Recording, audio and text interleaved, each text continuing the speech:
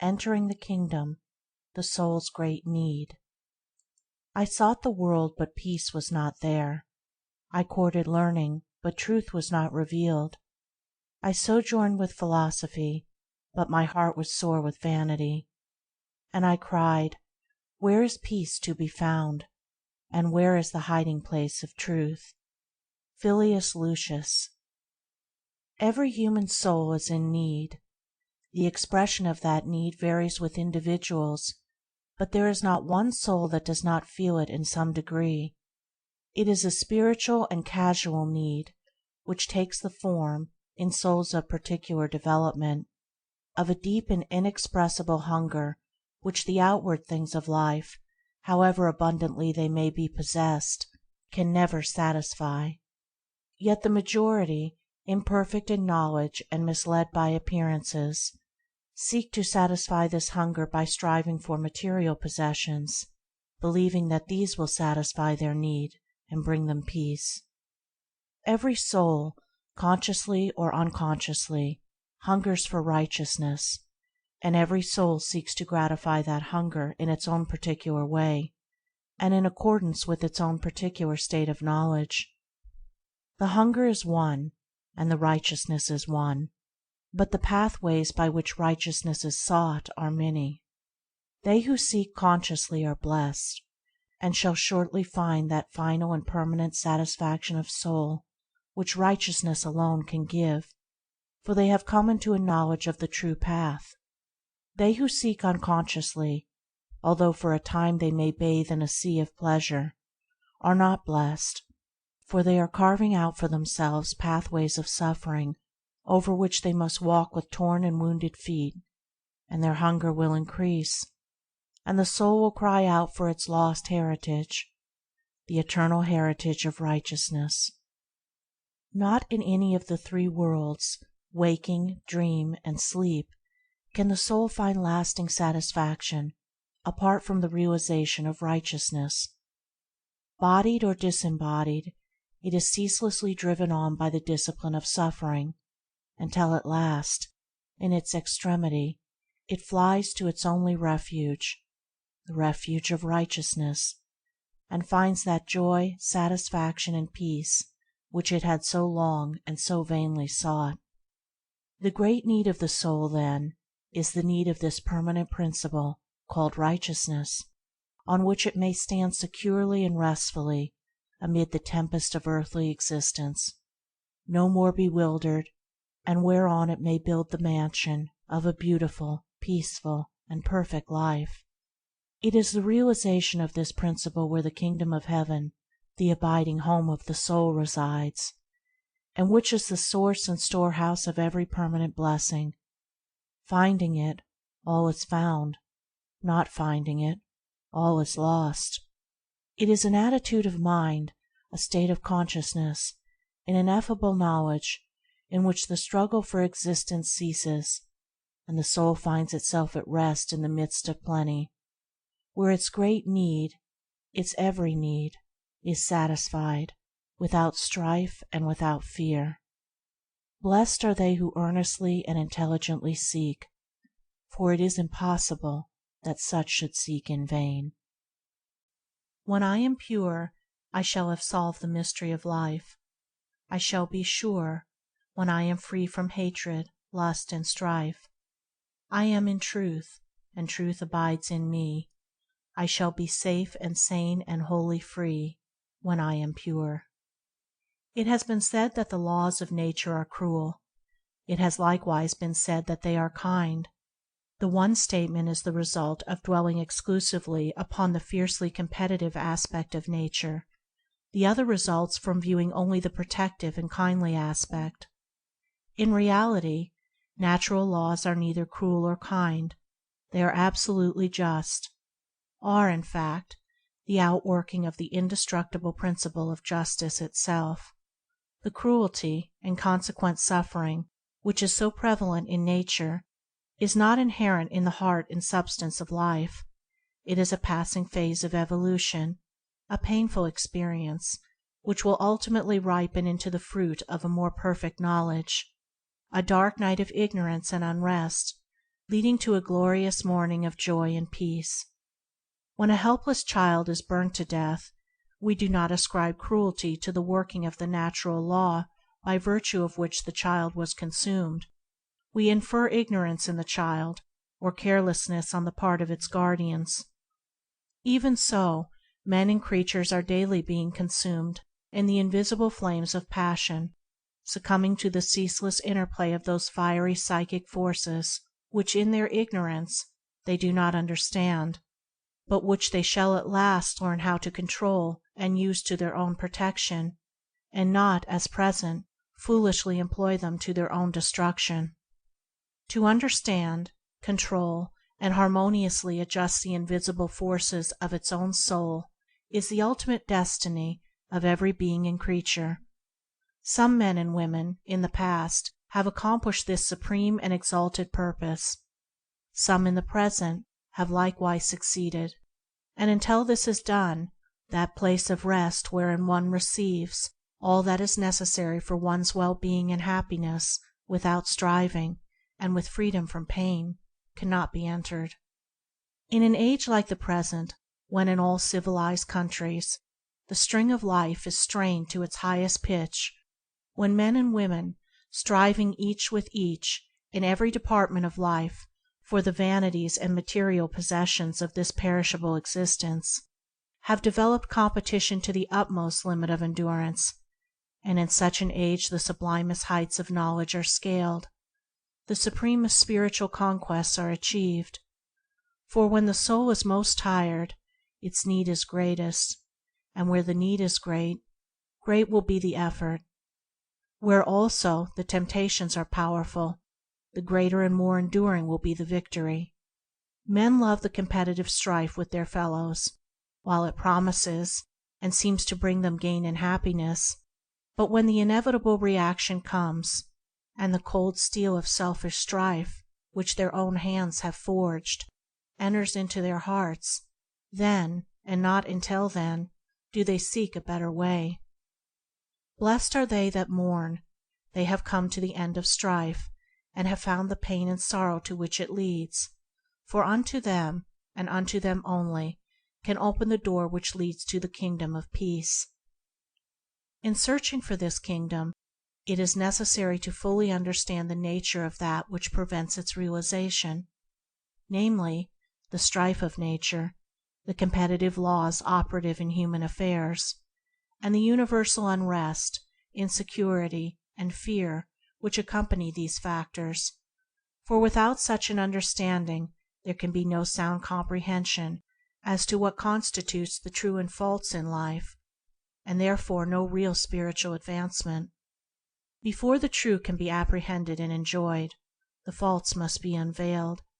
Before the real can be perceived as the real, the illusions which distort it must be dispersed. And before the limitless expanse of truth can open before us, the limited experience, which is confined to the world of visible and superficial effects, must be transcended. Let therefore those of my readers who are thoughtful and earnest, and who are diligently seeking, or are willing to seek, for that basis of thought and conduct which shall simplify and harmonize the bewildering complexities and inequities of life, walk with me step by step as I open up the way to the kingdom, first descending into hell, the world of strife and self-seeking, in order that, having comprehended its intricate ways, we may afterwards ascend into heaven, the world of peace and love. It is the custom in my household, during the hard frosts of winter, to put out food for the birds, and it is a noticeable fact that these creatures, when they are really starving, live together most amicably, huddling together to keep each other warm, and refraining from all strife. And if a small quantity of food be given them, they will eat it with comparative freedom from contention. But let a quantity of food, which is more than sufficient for all, to be thrown at them, and fighting over the coveted supply at once ensues. Occasionally we would put out a whole loaf of bread, and then the contention of the birds became fierce and prolonged, although there was more than they could possibly eat during several days. Some, having gorged themselves until they could eat no more, would stand upon the loaf and hover round it, pecking fiercely at all newcomers, and endeavoring to prevent them from obtaining any of the food. And along with this fierce contention there was noticeably a great fear. With each mouthful of food taken, the birds would look around in nervous terror, apprehensive of losing their food or their lives. In this simple incident we have an illustration, crude perhaps, but true, of the basis and outworking of the competitive laws in nature and in human affairs. It is not scarcity that produces competition, it is abundance, so that the richer and more luxurious a nation becomes, the keener and fiercer becomes the competition for securing the necessities and luxuries of life. Let famine overtake a nation, and at once compassion and sympathy take the place of competitive strife, and in the blessedness of giving and receiving men enjoy a foretaste of that heavenly bliss which the spiritually wise have found, and which we all shall ultimately reach. The fact that abundance and not scarcity creates competition should be held constantly in mind by the reader during the perusal of this book, as it throws a searching light not only on the statements herein contained, but upon every problem relating to social life and human conduct. Moreover, if it be deeply and earnestly meditated upon, and its lessons applied to individual conduct, it will make plain the way which leads to the kingdom. Let us now search out the cause of this fact, in order that the evils connected with it may be transcended. Every phenomenon in social and national life, as in nature, is an effect, and all these effects are embodied by a cause, which is not remote and detached, but which is the immediate soul and life of the effect itself. As the seed is contained in the flower, and the flower in the seed, so the relation of cause and effect is intimate and inseparable. An effect also is vivified and propagated, not by any life inherent in itself, but by the life and impulse existing in the cause. Looking out upon the world, we behold it as an arena of strife, in which individuals, communities, and nations are constantly engaged in struggle, striving with each other for superiority, and for the largest share of worldly possessions. We see also that the weaker fall out defeated, and that the strong, those who are equipped to pursue the combat with undiminished ardor, obtain the victory and enter into possession. And along with this struggle we see the suffering which is inevitably connected with it. Men and women, broken down with the weight of their responsibilities, failing in their efforts and losing all, families and communities broken up, and nations subdued and subordinated. We see seas of tears, telling of unspeakable anguish and grief. We see painful partings and early and unnatural deaths, and we know that this life of strife, when stripped of its surface appearances, is largely a life of sorrow. Such, briefly sketched, are the phenomena connected with that aspect of human life which we are now dealing. Such are the effects as we see them, and they have one common cause which is found in the human heart itself. As all the multiform varieties of plant life have one common soil from which to draw their sustenance, and by virtue of which they live and thrive, so all the varied activities of human life are rooted in and draw their vitality from one common source, the human heart. The cause of all suffering and of all happiness resides, not in the outer activities of human life, but in the inner activities of the heart and mind, and every external agency is sustained by the life which it derives from human conduct.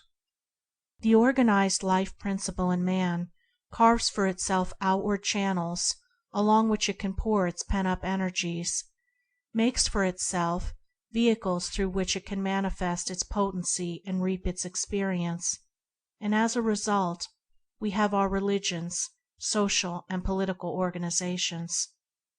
All the visible manifestations of human life, then, are effects, and as such, although they may possess a reflex action, they can never be causes, but must remain forever what they are, dead effects, galvanized into life by an enduring and profound cause. It is the custom of men to wander about in this world of effects, and to mistake its illusions for realities, eternally transposing and readjusting these effects in order to arrive at a solution of human problems, instead of reaching down to the underlying cause, which is at once the center of unification and the basis upon which to build a peace-giving solution of human life.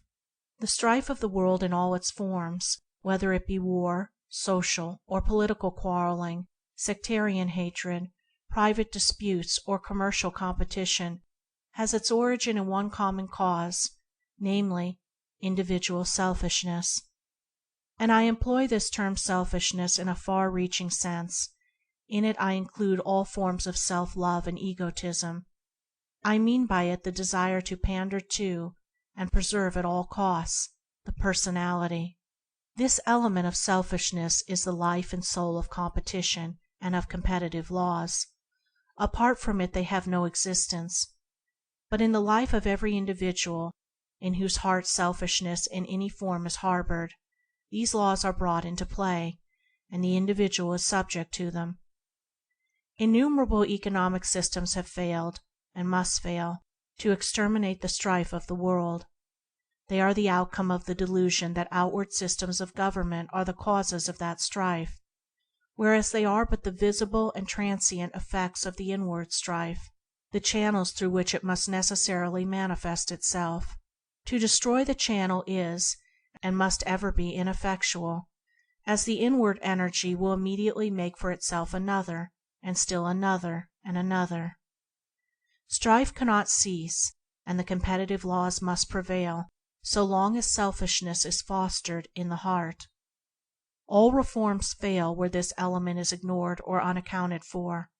All reforms will succeed where it is recognized and steps are taken for its removal. Selfishness, then, is the root cause of competition, the foundation on which all competitive systems rest, and the sustaining source of the competitive laws. It will thus be seen that all competitive systems, all the visible activities of the struggle of man with man, are as the leaves and branches of a tree which overspreads the whole earth, the root of that tree being individual selfishness, and the ripened fruits of which are pain and sorrow. This tree cannot be destroyed by merely lopping off its branches. To do this effectively, the root must be destroyed. To introduce measures in the form of changed external conditions is merely lopping off the branches, and as the cutting away of certain branches of a tree gives added vigor to those which remain, even so the very means which are taken to curtail the competitive strife, when those means deal entirely with its outward effects, will but add strength and vigor to the tree whose roots are all the time being fostered and encouraged in the human heart. The most that even legislation can do is to prune the branches, and so prevent the tree from altogether running wild. Great efforts are now being put forward to found a garden city, which shall be a veritable Eden planted in the midst of orchards, and whose inhabitants shall live in comfort and comparative repose. And beautiful and laudable are all such efforts when they are prompted by unselfish love. But a city cannot exist, or cannot long remain the Eden which it aims to be in its outward form, until the majority of its inhabitants have subdued and conquered the inward selfishness. Even one form of selfishness, namely, self-indulgence, if fostered by its inhabitants, will completely undermine that city, leveling its orchards to the ground, converting many of its beautiful dwellings into competitive marts, and obnoxious centers for the personal gratification of appetite, and some of its buildings and institutions for the maintenance of order, and upon its public spaces will rise jails, asylums, and orphanages, for where the spirit of self-indulgence is, the means for its gratification will be immediately adopted, without considering the good of others or of the community, for selfishness is always blind, and the fruits of that gratification will be rapidly reaped. The building of pleasant houses and the planting of beautiful gardens can never, of itself, constitute a garden city unless its inhabitants have learned that self-sacrifice is better than self-protection, and have first established in their own hearts the garden city of unselfish love. And when a sufficient number of men and women have done this, the garden city will appear, and it will flourish and prosper, and great will be its peace, for out of the heart are the issues of life. Having found that selfishness is the root cause of all competition and strife, the question naturally arises as to how this cause shall be dealt with. For it naturally follows that a cause being destroyed, all its effects cease; a cause being propagated, all its effects, however they be modified from without, must continue. Every man who has thought at all deeply upon the problem of life, and has brooded sympathetically upon the sufferings of mankind, has seen that selfishness is at the root of all sorrow. In fact, this is one of the truths that is first apprehended by the thoughtful mind. And along with that perception there has been born within him a longing to formulate some methods by which that selfishness might be overcome. The first impulse of such a man is to endeavor to frame some outward law, or introduce some new social arrangements or regulations which shall put a check on the selfishness of others. The second tendency of his mind will be to feel his utter helplessness before the great iron will of selfishness by which he is confronted. Both these attitudes of mind are the result of an incomplete knowledge of what constitutes selfishness, and this partial knowledge dominates him, because although he has overcome the grosser forms of selfishness in himself, and is so far noble, he is yet selfish in other and more remote and subtle directions. This feeling of helplessness is the prelude to one of two conditions: the man will either give up in despair and again sink himself into the selfishness of the world, or he will search and meditate until he finds another way out of the difficulty, and that way he will find. Looking deeper and ever deeper into the things of life, reflecting, brooding, examining, and analyzing, grappling with every difficulty and problem with intensity of thought, and developing day by day a profounder love of truth. By these means his heart will grow and his comprehension expand, and at last he will realize that the way to destroy selfishness is not to try to destroy one form of it in other people, but to destroy it utterly, root and branch, in himself. The perception of this truth constitutes spiritual illumination, and when once it is awakened in the mind, the straight and narrow way is revealed, and the gates of the kingdom already loom in the distance. Then does a man apply to himself, not to others, these words: "And why beholdest thou the mote that is in thy brother's eye, but considerest not the beam that is in thy own eye? Or how wilt thou say to thy brother, Let me pull out the mote of thine eye, and behold, a beam is in thine own eye? Thou hypocrite, first cast out the beam out of thine own eye, and then shalt thou see clearly to cast out the mote out of thine brother's eye." When a man can apply these words to himself, and acting upon them, judging himself mercilessly, but judging none other, then he will find his way out of the hell of competitive strife. Then he will rise above, and render of non-effect the laws of competition, and will find the higher law of love, subjecting himself to which every evil thing will flee from him, and the joys and blessings which the selfish vainly seek will constantly wait upon him. And not only this, he will, having lifted himself, lift the world. By his example many will see the way, and will walk it, and the powers of darkness will be weaker for having lived. And it will be here asked, but will not man who has risen above his selfishness, and therefore above the competitive strife, suffer through the selfishness and competition of those around him? Will he not, after all the troubles he has taken to purify himself, suffer at the hands of the impure? No, he will not. The equity of the divine order is perfect, so that it is impossible for one who has overcome selfishness to be subject to those laws which are brought into operation by the actions of selfishness. In other words, each individual suffers by virtue of his own selfishness.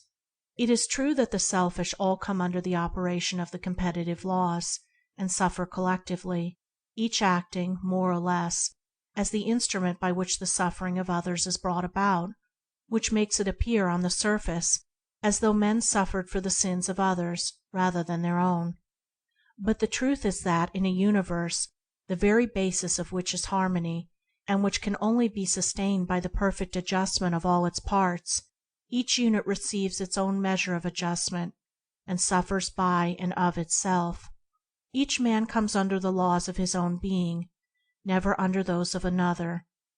True, he will suffer like another, and even through the instrumentality of another, if he elects to live under the same conditions as that other. But if he chooses to desert those conditions, and to live under another and higher set of conditions of which the other is ignorant, he will cease to come under or be affected by the lower laws. Let us now go back to the symbol of the tree and carry the analogy a little further. Just as the leaves and branches are sustained by the roots, so the roots derive their nourishment from the soil, groping blindly in the darkness for the sustenance which the tree demands. In like manner, selfishness, the root of the tree of evil and of suffering, derives its nourishment from the dark soil of ignorance. In this it thrives, upon this it stands and flourishes. By ignorance I mean something vastly different from lack of learning, and the sense in which I use it will be made plain as I proceed. Selfishness always gropes in the dark. It has no knowledge. By its very nature it is cut off from the source of enlightenment. It is a blind impulse, knowing nothing, obeying no law, for it knows none, and is thereby forcibly bound to those competitive laws, by virtue of which suffering is inflicted in order that harmony may be maintained. We live in a world, a universe, abounding with all good things. So great is the abundance of spiritual, mental, and material blessings that every man and woman on this globe could not only be provided with every necessary good, but could live in the midst of abounding plenty, and yet have much to spare. Yet in spite of this, what a spectacle of ignorance do we behold! We see on the one hand millions of men and women chained to ceaseless slavery, interminably toiling in order to obtain a poor and scanty meal and a garment to cover their nakedness, and on the other hand we see thousands, who already have more than they require and can well manage, depriving themselves of all the blessings of a true life, and of the vast opportunities which their possessions place within their reach, in order to accumulate more of those material things for which they have no legitimate use. Surely men and women have no more wisdom than the beasts, which fight over the possession of that which is more than they can all well dispose of, and which they could all enjoy in peace. Such a condition of things can only occur in a state of ignorance deep and dark, so dark and dense as to be utterly impenetrable save to the unselfish eye of wisdom and truth. And in the midst of all this striving after place and food and raiment, there works unseen, yet potent and unerring, the overruling law of justice, meting out to every individual his own quota of merit and demerit.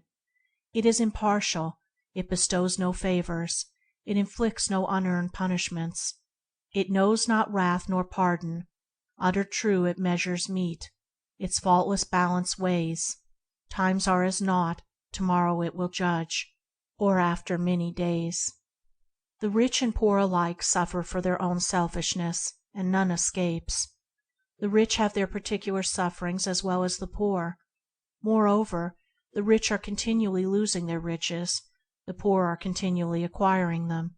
The poor man of today is the rich man of tomorrow, and vice versa. There is no stability, no security in hell, and only brief and occasional periods of respite from suffering in some form or another. Fear also follows men like a great shadow, for the man who obtains and holds by selfish force will always be haunted by a feeling of insecurity, and will continually fear its loss, while the poor man, who is selfishly seeking or coveting material riches, will be harassed by the fear of destitution, and one and all who live in this underworld of strife are overshadowed by one great fear, the fear of death. Surrounded by the darkness of ignorance, and having no knowledge of those eternal and life-sustaining principles out of which all things proceed, men labor under the delusion that the most important and essential things in life are food and clothing, that it is their first duty to strive to obtain these, believing that these outward things are the source and cause of all comfort and happiness.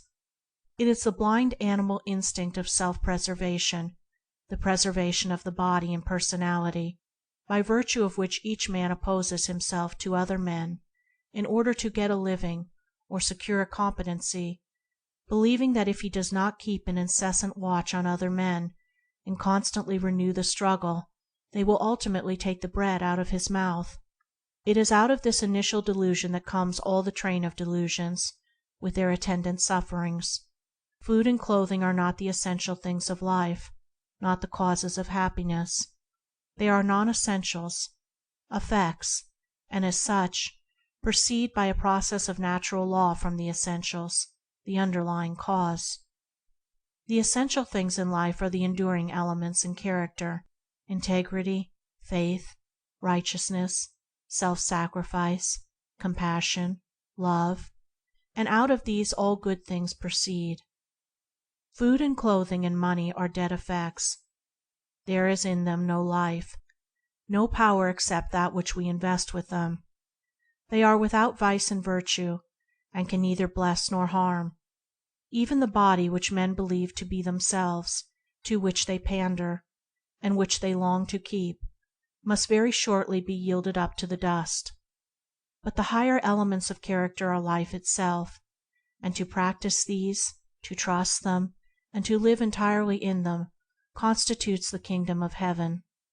The man who says, "I will first of all earn a competence and secure a good position in life, and will then give my mind to those higher things," does not understand these higher things, does not believe them to be higher, for if he did, it would not be possible for him to neglect them.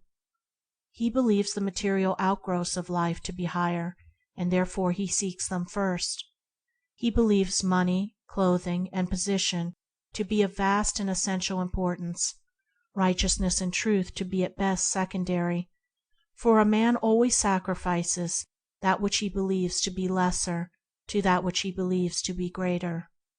Immediately after a man realizes that righteousness is of more importance than the getting of food and clothing, he ceases to strive after the latter, and begins to live for the former. It is here where we come to the dividing line between two kingdoms, heaven and hell. Once a man perceives the beauty and enduring reality of righteousness, his whole attitude of mind toward himself and others and the things within and around him changes. The love of personal existence gradually loses its hold on him. The instinct of self-preservation begins to die, and the practice of self-renunciation takes its place. For the sacrifice of others, or of the happiness of others, for his own good, he substitutes the sacrifice of self and of his own happiness for the good of others, and thus, rising above self, he rises above the competitive strife which is the outcome of self, and above the competitive laws which operate only in the region of self and for the regulation of its blind impulses. He is like the man who has climbed a mountain, and thereby risen above all the disturbing currents in the valleys below him. The clouds pour down their rain, the thunders roll and the lightnings flash, the fogs obscure, and the hurricanes uproot and destroy, but they cannot reach him on the calm heights where he stands, and where he dwells in continual sunshine and peace. In the life of such a man the lower laws cease to operate, and he now comes under the protection of a higher law, namely, the law of love, and in accordance with his faithfulness and obedience to this law will all that is necessary for his well-being come to him at the time when he requires it. The idea of gaining a position in the world cannot enter his mind, and the external necessities of life, such as money, food, and clothing, he scarcely ever thinks about. But subjecting himself for the good of others, performing all his duties scrupulously and without thinking of reward, and living day by day in the discipline of righteousness, all other things follow at the right time and in the right order. Just as suffering and strife inhere in and spring from their root cause of selfishness, so blessedness and peace inhere in and spring from their root cause, righteousness.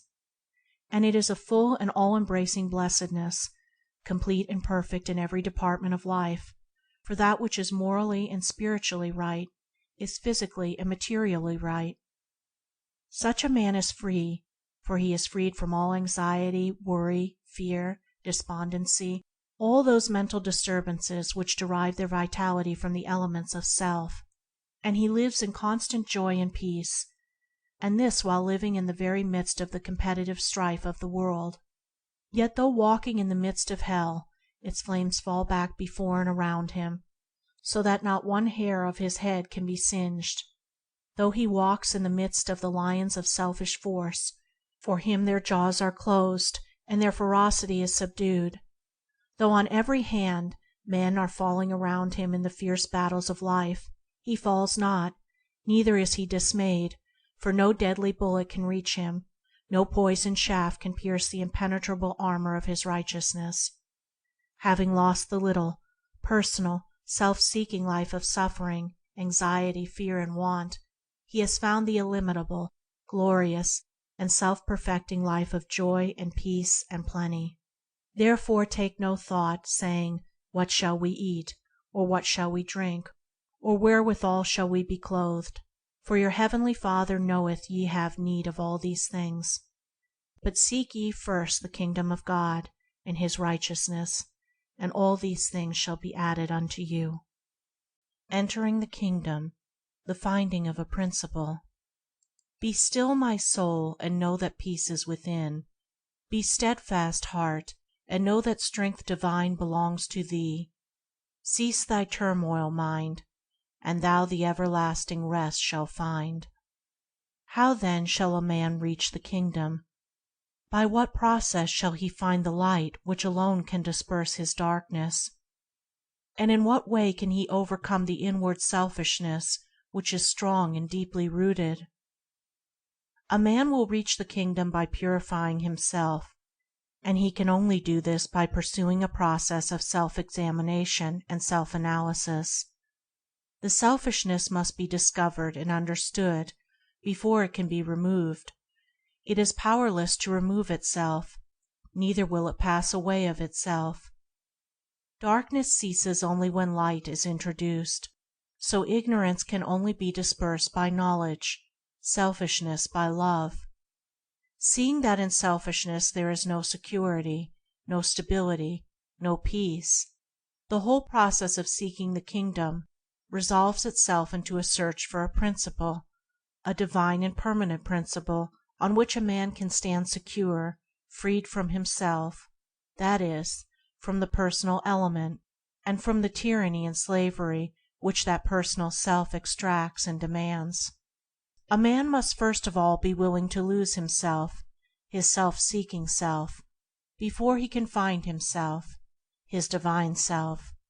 He must realize that selfishness is not worth clinging to, that it is a master altogether unworthy of his service, and that divine goodness alone is worthy to be enthroned in his heart as the supreme master of his life.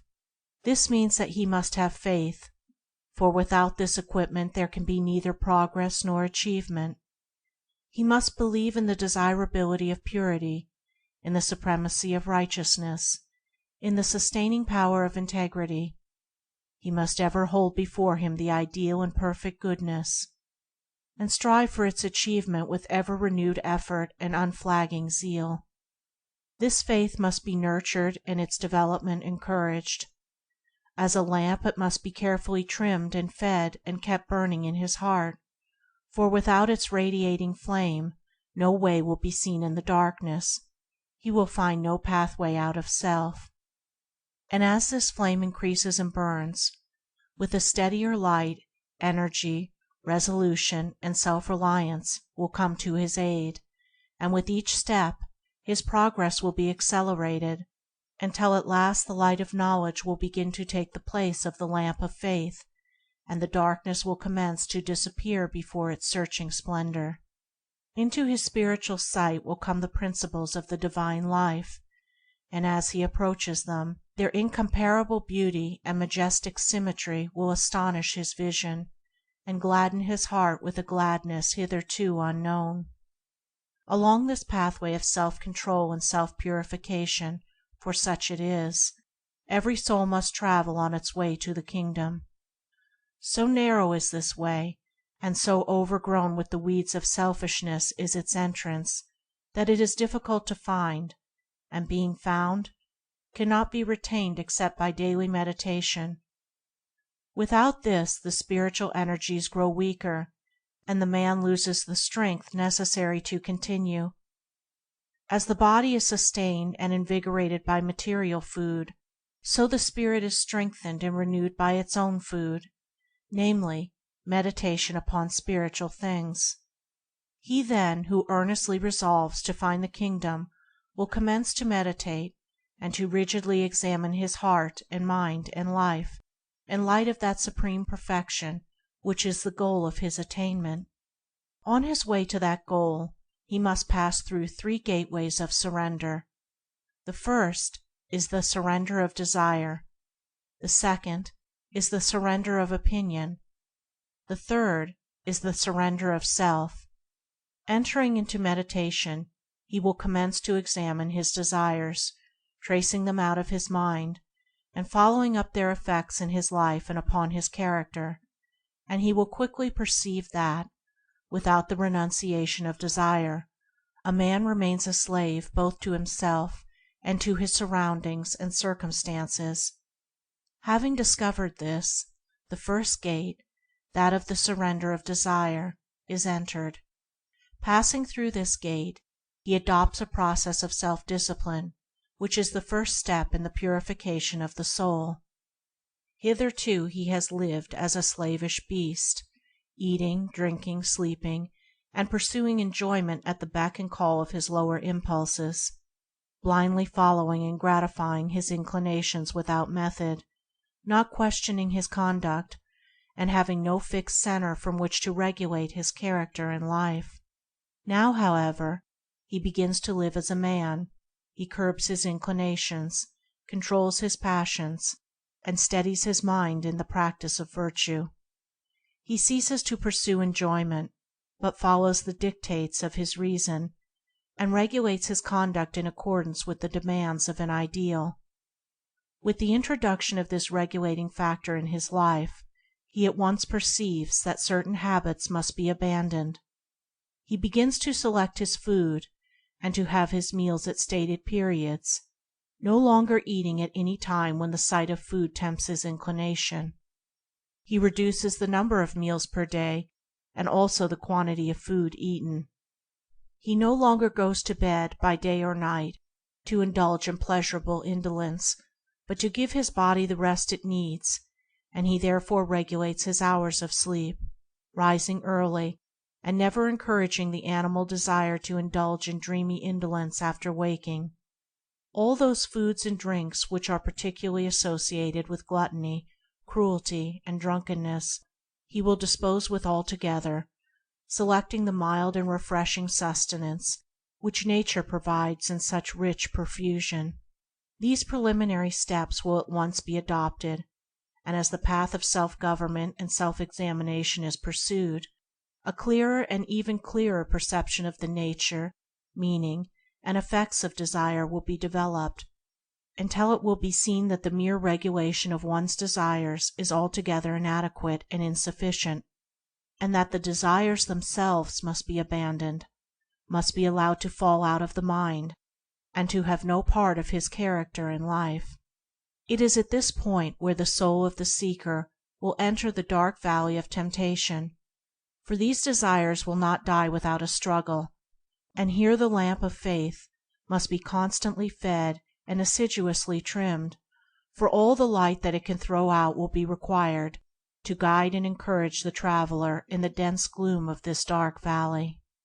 At first his desires, like so many wild beasts, will clamor loudly for gratification. Failing in that, they will tempt him to struggle with them, that they may overthrow him. And this last temptation is greater and more difficult to overcome than the first, for the desires will not be stilled until they are utterly ignored, until they are left unheeded, unconditionally abandoned, and allowed to perish for want of food. In passing through this valley, the searcher will develop certain powers which are necessary to his further development, and these powers are self-control, self-reliance, fearlessness, and independence of thought.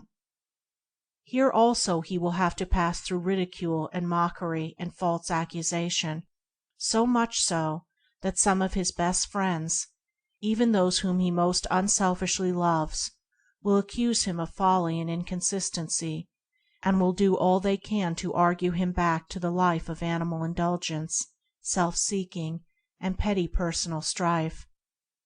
Nearly everybody around him will suddenly discover that they know his duty better than he knows it himself, and knowing no other and higher life than their own mingled excitement and suffering, they will take great pains to win him back to it, imagining in their ignorance that he is losing so much pleasure and happiness and is gaining nothing in return.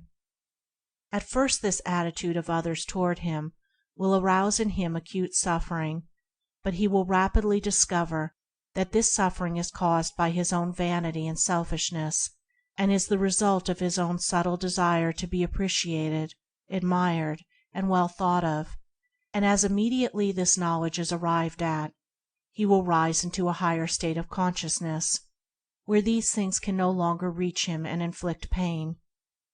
It is here where he will begin to stand firm, and to yield with effect the powers of mind already mentioned. Let him therefore press on courageously, heeding neither the revilings of his friends without nor the clamorings of his enemies within, aspiring, searching, striving, looking ever toward his ideal with eyes of holy love, day by day ridding his mind of selfish motive, his heart of impure desire, stumbling sometimes falling, but ever traveling onward and rising higher, and recording each night in the silence of his heart the journey of the day. Let him not despair if but each day, in spite of all its failures and falls, record some holy battle fought, though lost, some silent victory attempted, though unachieved. The loss of today will add to the gain of tomorrow for him whose mind is set on the conquest of self. Passing along the valley, he will at last come to the fields of sorrow and loneliness. His desires, having received at his hands neither encouragement nor sustenance, have grown weak, and are now falling away and perishing. He is climbing out of the valley, and the darkness is less dense, but now he realizes for the first time he is alone. He is like a man standing upon the lowest level of a great mountain, and it is night. Above him towers the lofty peak, beyond which shine the everlasting stars. A short distance below him are the glaring lights of the city which he has left, and from it there comes up to him the noises of its inhabitants, a confused mingling of shouts, screams, laughter, rumblings of traffic, and the strains of music. He thinks of his friends, all of whom are in the city, pursuing their own particular pleasures, and he is alone upon the mountain. That city is the city of desire and pleasure. The mountain is the mountain of renunciation, and the climber now knows that he has left the world, that henceforth for him its excitements and strifes are lifeless things and can tempt him no more.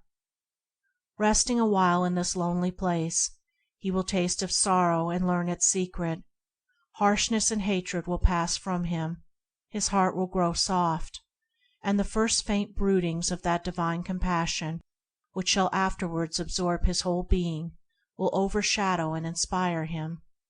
He will begin to feel with every living thing in its strivings and sufferings, and gradually, as this lesson is learned, his own sorrow and loneliness will be forgotten in his great calm love for others, and will pass away.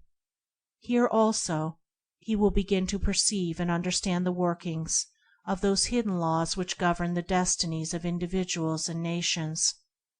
Having risen above the lower region of strife and selfishness within himself, he can now look calmly down upon it in others and in the world, and analyze and comprehend it, and he will see how selfish striving is at the root of all the world's suffering. His whole attitude toward others and the world now undergoes a complete change, and compassion and love begin to take the place of self-seeking and self-protection in his mind. And as a result of this, the world alters in its attitude toward him. At this juncture he perceives the folly of competition, and ceasing from striving to overtop and get the better of others, he begins to encourage them, both with unselfish thoughts, and when necessary, with loving acts. And this he does even to those who selfishly compete with him, no longer defending himself against them. As a direct result of this, his worldly affairs begin to prosper as never before. Many of his friends who at first mocked him commence to respect and even to love him, and he suddenly wakes up to the fact that he is coming in contact with people of a distinctly unworldly and noble type, of whose existence he had no knowledge while living in his lower selfish nature.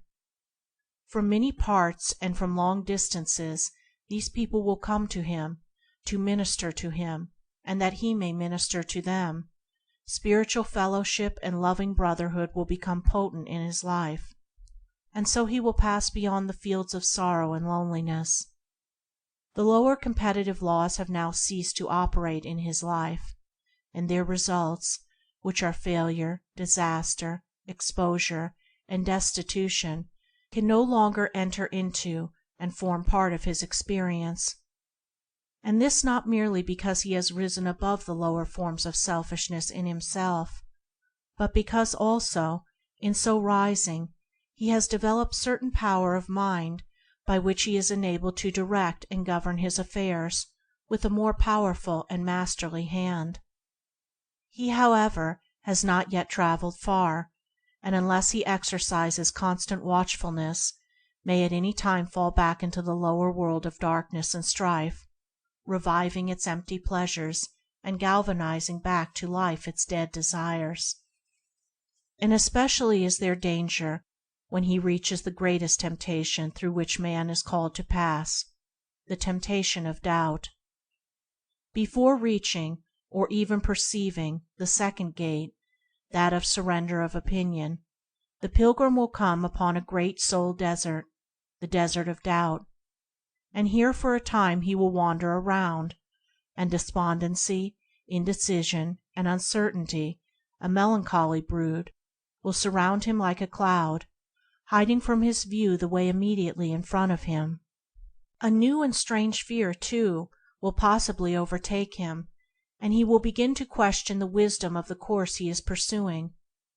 Again the allurements of the world will be presented to him, dressed in their most attractive garb, and the drowning din and stimulating excitement of worldly battle will once more assume a desirable aspect. After all, am I right? What gain is there in this? Does not life itself consist of pleasure and excitement and battle, and in giving these up am I not giving up all? Am I not sacrificing the very substance of life for a meaningless shadow? May it not be that, after all, I am a poor deluded fool, and that all these around me who live the life of the senses and stand upon its solid, sure, and easily procured enjoyments are wiser than I? By such dark doubtings and questionings will he here be tempted and troubled, and these very doubts will drive him to a deeper searching into the intricacies of life, and arouse within him the feeling of necessity for some permanent principle upon which to stand and take refuge. He will therefore, while wandering about in this dark desert, come into contact with the higher and more subtle delusions of his own mind, the delusions of the intellect, and by contrasting these with his ideal, he will learn to distinguish between the real and the unreal, the shadow and the substance, between effect and cause, between fleeting appearances and permanent principles.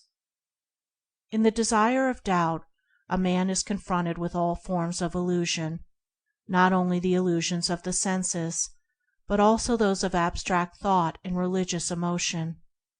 It is in the testing of, grappling with, and ultimately destroying these illusions that he develops still higher powers, those of discrimination, spiritual perception, steadfastness of purpose, and calmness of mind, by the exercise of which he is enabled to unerringly distinguish the true from the false, both in the world of thought and that of material appearances.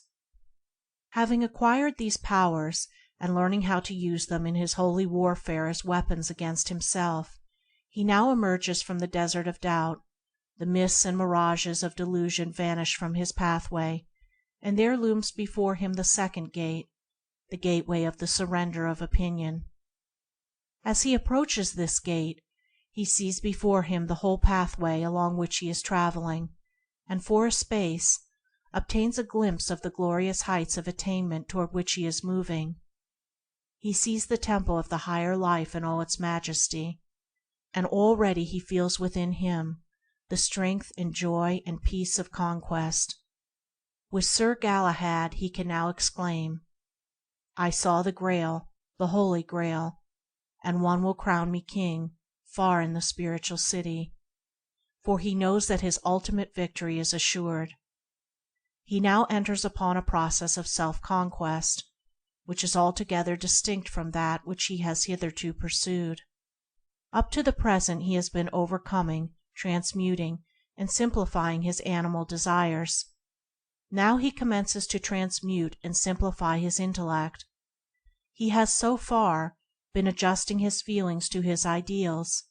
He now begins to adjust his thoughts to that ideal, which also assumes at this point larger and more beautiful proportions, and for the first time he perceives what really constitutes a permanent and imperishable principle.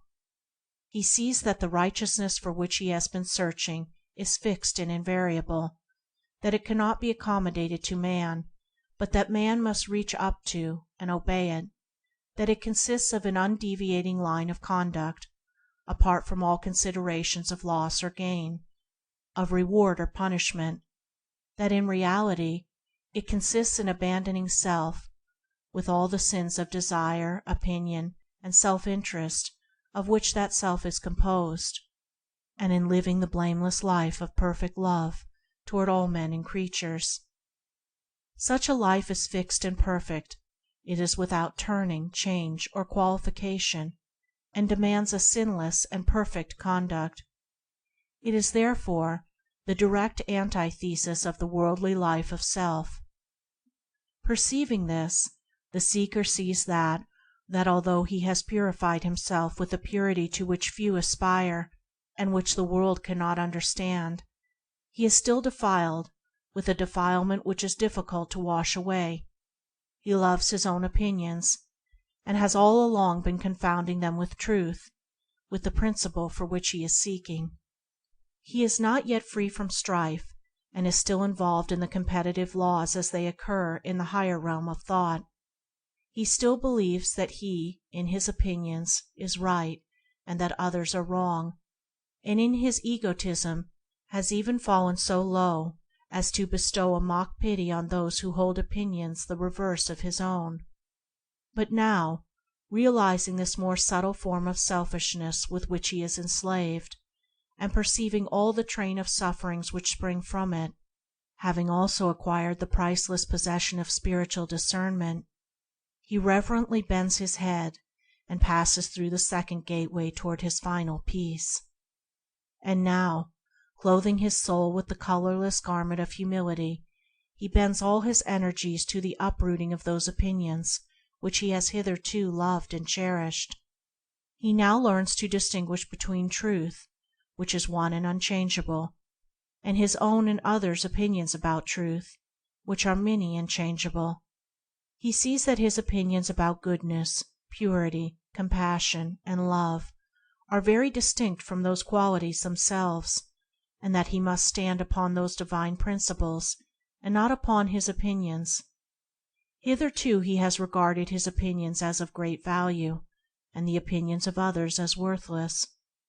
But now he ceases to so elevate his opinions, and to defend them against those of others, and comes to regard them as utterly worthless. As a direct result of this attitude of mind, he takes refuge in the practice of pure goodness, unalloyed with base desire and subtle love, and takes his stand upon the divine principles of purity, wisdom, compassion, and love, incorporating them into his mind and manifesting them in his life. He is now clothed with the righteousness of Christ, which is incomprehensible to the world, and is rapidly becoming divine. He has not only realized the darkness of desire, he has also perceived the vanity of speculative philosophy, and so rids his mind of all those metaphysical subtleties which have no relation to practical holiness, and which hitherto encumbered his progress and prevented him from seeing the enduring realities in life. And now he casts from him, one after another, his opinions and speculations, and commences to live the life of perfect love toward all beings. With each opinion overcome and abandoned as a burden, there is an increased lightness of spirit, and he now begins to realize the meaning of being free. The divine flowers of gladness, joy, and peace spring up spontaneously in his heart, and his life becomes a blissful song. And as the melody in his heart expands and grows more and more perfect, his outward life harmonizes itself with the inward music. All the effort he puts forth being now free from strife, he obtains all that is necessary for his well-being without pain, anxiety, or fear. He has almost entirely transcended the competitive laws. The law of love is now the governing factor in his life, adjusting all his worldly affairs harmoniously, and without struggle or difficulty on his part. Indeed, the competitive laws as they occur in the commercial world have long been left behind, and have ceased to touch him at any point in his material affairs. Here also he enters into a wider and more comprehensive consciousness, and viewing the universe and humanity from the higher altitudes of purity and knowledge to which he has ascended, perceives the orderly sequence of law in all human affairs. The pursuit of this path brings about the development of still higher powers of mind, and these powers are divine patience, spiritual equanimity, non-resistance, and prophetic insight. By prophetic insight I do not mean the foretelling of events, but direct perception of those hidden causes which operate in human life, and indeed in all life, and out of which spring the multifarious and universal effects and events. The man here rises above the competitive laws as they operate in the thought world, so that their results, which are violence, ignominy, grief, humiliation, and distress and anxiety in all their forms, no longer occur in his life. As he proceeds, the imperishable principles which form the foundation and fabric of the universe loom before him, and assume more and more symmetrical proportions. For him there is no more anguish, no evil can come near his dwelling, and there breaks upon him the dawning of the abiding peace. But he is not yet free, he has not yet finished his journey.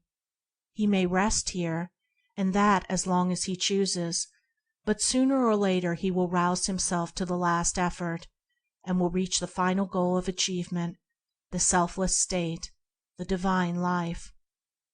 He is not yet free from self, but still clings, though with less tenacity, to the love of personal existence, and to the idea of exclusive interest in his personal possessions. And when he at last realizes that those selfish elements must be abandoned, there appears before him the third gate, the gateway of surrender of self. It is no dark portal which he now approaches, but one luminous with divine glory, one radiant with a radiance with which no earthly splendor can vie, and he advances toward it with no uncertain step. The clouds of doubt have long been dispersed, the sounds of the voices of temptation are lost in the valley below, and with firm gait, erect carriage, and a heart filled with unspeakable joy, he nears the gate that guards the kingdom of God. He has now given up all but self-interest in those things which are his by legal right, but he now perceives that he must hold nothing as his own, and as he pauses at the gate, He hears the command which cannot be evaded or denied. Yet lackest thou one thing: sell all that thou hast, and distribute unto the poor, and thou shalt have treasure in heaven.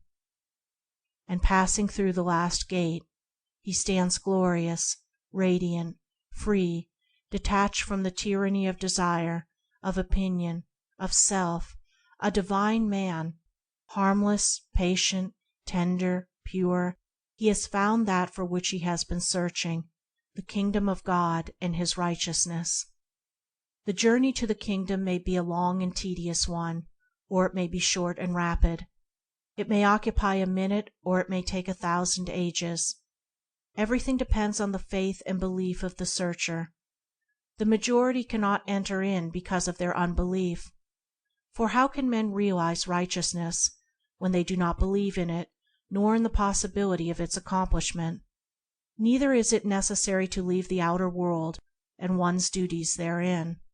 Nay, it can only be found through the unselfish performance of one's duty.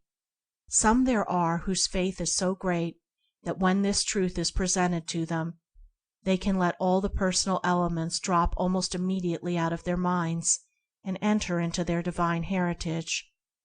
But all who believe and aspire to achieve will sooner or later arrive at victory, if amid all their worldly duties they faint not, nor lose sight of the ideal goodness, and continue, with unshaken resolve, to press on to perfection. At rest in the Kingdom, and all things added. The whole journey from the kingdom of strife to the kingdom of love resolves itself into a process which may be summed up in the following words: the regulation and purification of conduct. Such a process must, if assiduously pursued, necessarily lead to perfection. It will also be seen that as the man obtains mastery over certain forces within himself, he arrives at a knowledge of all the laws which operate in the realm of those forces, and by watching the ceaseless working of cause and effect within himself until he understands it, he then understands it in its universal adjustments in the body of humanity. Moreover, seeing that all the laws which govern human affairs are the direct outcome of the necessities of the human heart, he, having reformed and transmuted those necessities, has brought himself under the guidance of other laws, which operate in accordance with the altered condition, and that having mastered and overcome the selfish forces within himself, he can no longer be subject to the laws which exist for their governance. The process is also one of simplification of the mind, a sifting away of all but the essential gold in character, and as the mind is thus simplified, the apparently unfathomable complexity of the universe assumes simpler and simpler aspects, until the whole is seen to resolve itself into, and rest upon, a few unalterable principles, and these principles are ultimately seen to be contained in one, namely love. The mind thus simplified, the man arrives at peace, and he now really begins to live. Looking back on the personal life which he has forever abandoned, he sees it as a horrible nightmare out of which he has awakened, but looking out and down with the eyes of the spirit, he sees the others continue to live it. He sees men and women struggling, fighting, suffering, and perishing for that which is abundantly given to them by the bountiful hand of the Father, if they would only cease from all covetousness, and take it without hurt or hindrance, and compassion fills his heart, and also gladness, for he knows that humanity will wake at last from its long and painful dream. In the early part of the journey he seemed to be leaving humanity far behind, and he sorrowed in his loneliness, but now, having reached the highest, having attained the goal, he finds himself nearer to humanity than ever before, yea, living in its very heart, sympathizing with all its sorrows, rejoicing in all its joys, for having no longer any personal considerations to defend, he lives entirely in the heart of humanity. He lives no longer for himself, he lives for others, and so living, he enjoys the highest bliss, the deepest peace. For a time he searched for compassion, love, bliss, truth, but now he has verily become compassion, love, bliss, truth, and it may literally be said of him that he has ceased to be a personality, for all the personal elements have been extinguished, and there remain only those qualities and principles which are entirely impersonal, and those qualities are now manifested in the man's life, and henceforth the man's character.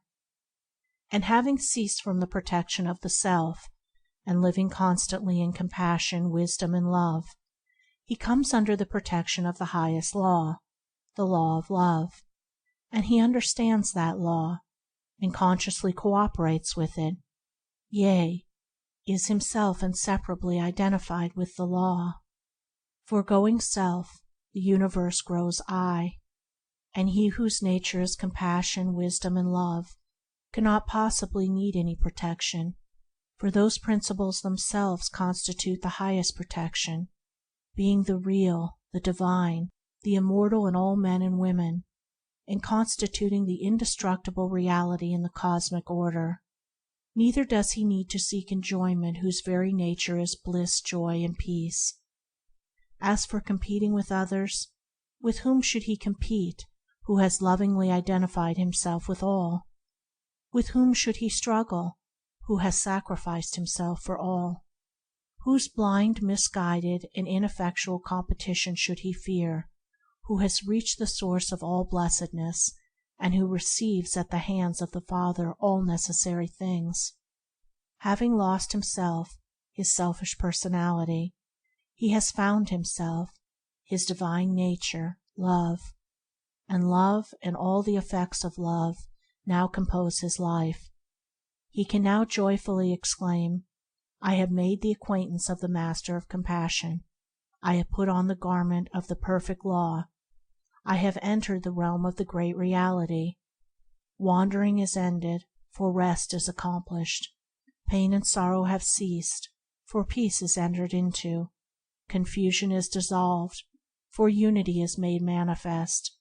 Error is vanquished, for truth is revealed. The harmonizing principle, righteousness, or divine love, being found, all things are seen as they are, and not through the illusory mediums of selfishness and opinion. The universe is one, and all its manifold operations are the manifestation of one law. Hitherto in this work laws have been referred to, and also spoken of as higher and lower, and this distinction was necessary, but now the kingdom is reached. We see that all the forces operative in human life are the varied manifestations of the one supreme law of love. It is by virtue of this law that humanity suffers, that by the intensity of its sufferings it shall become purified and wise, and so relinquish the source of suffering, which is selfishness. The law and foundation of the universe being love, it follows that all self-seeking is opposed to that law, is an effort to overcome or ignore the law, and as a result, every self-seeking act and thought is followed by an exact quota of suffering, which is required to annul its effect and so maintain the universal harmony. All suffering is, therefore, the restraint which the law of love puts upon ignorance and selfishness, and out of such painful restraint wisdom at last emerges. There being no strife and no selfishness in the kingdom, there is therefore no suffering, no restraint, there is perfect harmony, equipoise, rest. Those who have entered it do not follow any animal inclinations, they have none to follow, but live in accordance with the highest wisdom. Their nature is love, and they live in love toward all. They are never troubled about making a living, as they are life itself, living in the very heart of life, and should any material or other need arise, that need is immediately supplied without any anxiety or struggle on their part. Should they be called to undertake any work, the money and friends needed to carry out that work are immediately forthcoming. Having ceased to violate their principles, All their needs are supplied through legitimate channels. Any money or help required always comes through the instrumentality of good people who are either living in the kingdom themselves or are working for its accomplishment. Those who live in the kingdom of love have all their needs supplied by the law of love, with all freedom from unrest, just as those who live in the kingdom of self only meet their needs by much strife and suffering. Having altered the root cause in their heart, they have altered all the effects in their inner and outer life. As self is the root cause of all strife and suffering, so love is the root cause of all peace and bliss.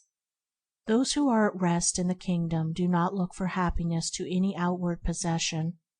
They see that all such possessions are mere transient effects that come when they are required, and after their purpose is served, pass away. They never think of these things, money, clothing, food, etc., except as mere accessories and effects of the true life. They are therefore freed from all anxiety and trouble, and resting in love, they are the embodiment of happiness.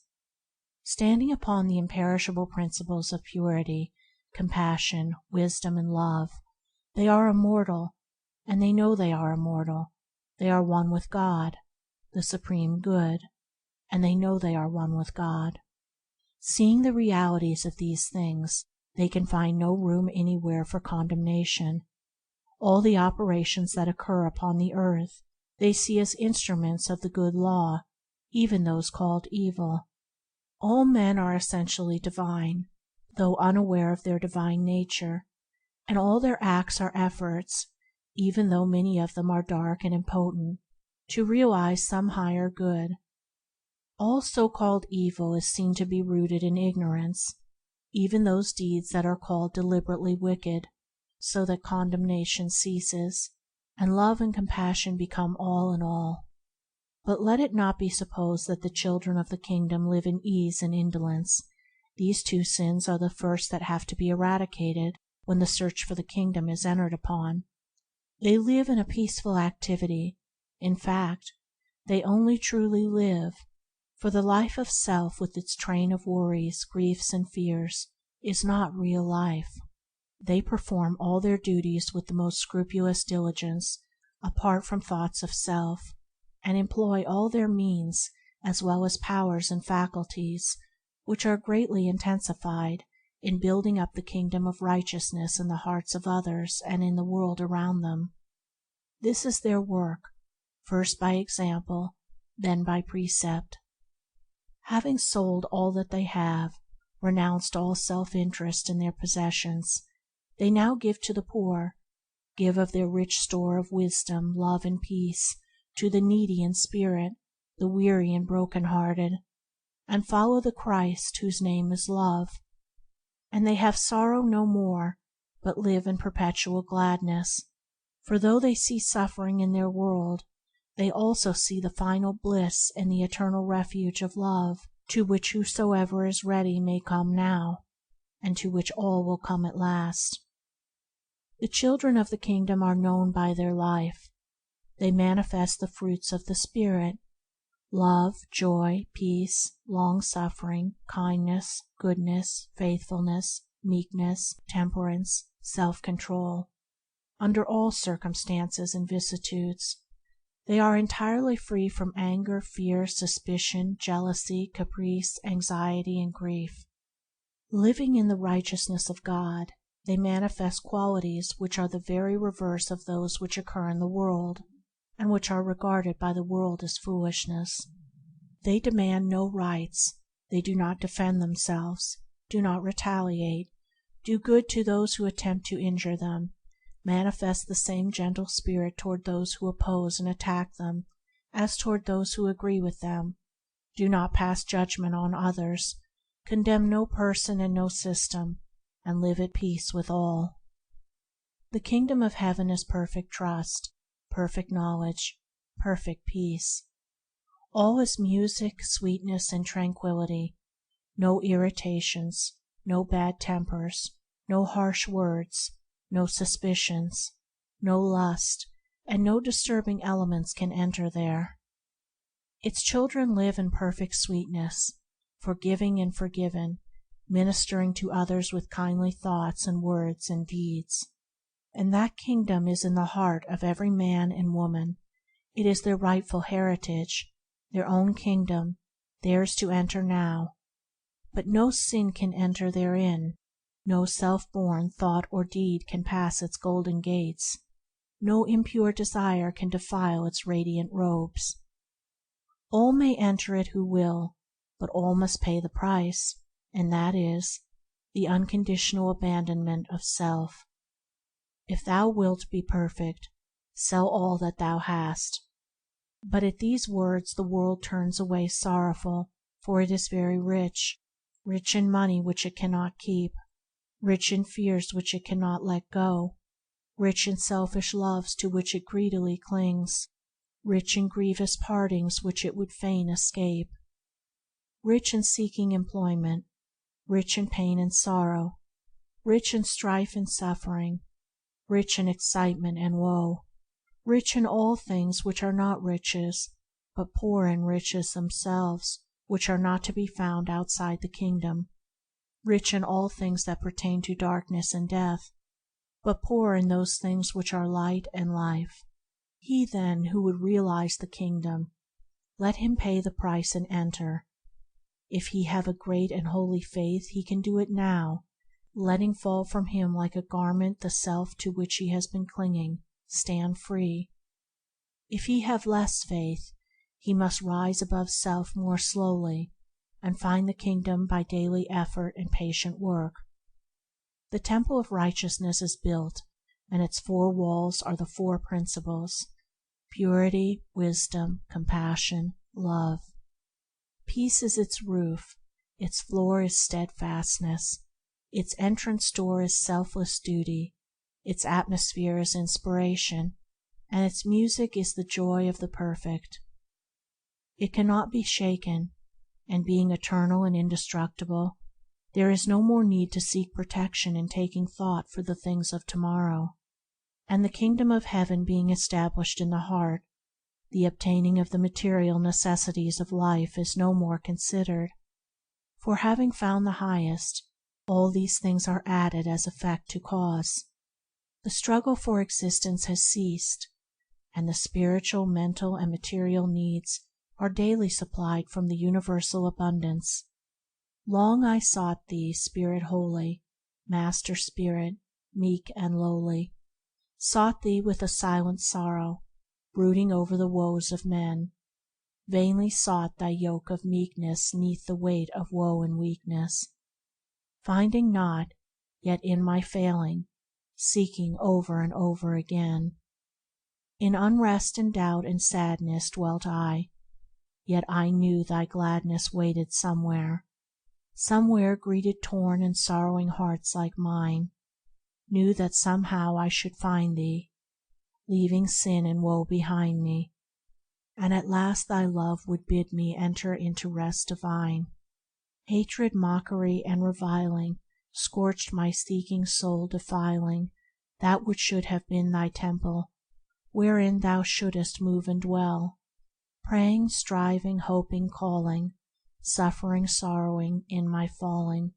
Still I sought thee, groping blindly in the gloomy depths of hell, and I sought thee till I found thee, and the dark powers all around me fled, and left me silent, peaceful, brooding over thy holy themes. From within me and without me fled they when I ceased to doubt thee, and I found thee in thy glory, mighty Master of my dreams. Yes, I found thee, Spirit holy, beautiful and pure and lowly, found thy joy and peace and gladness, found thee in thy house of rest, found thy strength in love and meekness, and my pain and woe and weakness left me, and I walk the pathway trodden only by the blessed. The heavenly life, the divine center.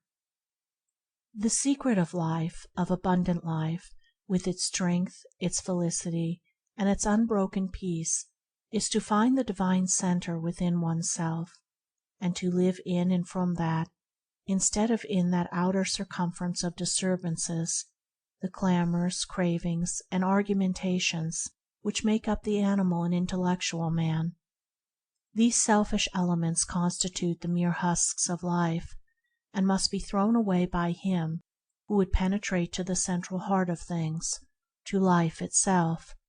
Not to know that within you that is changeless and defiant of time and death is not to know anything, but is to play vainly with the unsubstantial reflections in the mirror of time. Not to find within you those passionless principles which are not moved by the strifes and shows and vanities of the world is to find nothing but illusions which vanish as they are grasped. He who resolves that he will not rest satisfied with appearances, shadows, illusions, shall by the piercing light of that resolve disperse every fleeting fantasy, and shall enter into the substance and reality of life. He shall learn how to live, and he shall live. He shall be the slave of no passion, the servant of no opinion, the votary of no fond error. Finding the divine center within his heart, he will be pure and calm and strong and wise, and he will ceaselessly radiate the heavenly life in which he lives, which is himself. Having betaken himself to the divine refuge within, and remaining there, a man is free from sin. All his yesterdays are the tide-washed and untrodden sands. No sin shall rise up against him to torment and accuse him and destroy his sacred peace. The fires of remorse cannot scorch him, nor can the storms of regret devastate his dwelling place. His tomorrows are as seeds which shall germinate, bursting into beauty and potency of life, and no doubt shall shake his trust, no uncertainty rob him of repose. The present is his, only in the immortal present does he live, and it is as the eternal vault of blue above which looks down silently and calmly, yet radiant with purity and light, upon the upturned and tear-stained faces of the centuries. Men love their destinies, for gratification seems sweet to them, but its end is pain and vacuity. They love the argumentations of the intellect, for egotism seems most desirable to them, but the fruits thereof are humiliation and sorrow. When the soul has reached the end of gratification, and reaped the bitter fruits of egotism, it is ready to receive the divine wisdom, and to enter into the divine life. Only the crucified can be transfigured. Only by the death of self can the Lord of the heart rise again into the immortal life, and stand radiant upon the olivet of wisdom. Thou hast thy trials.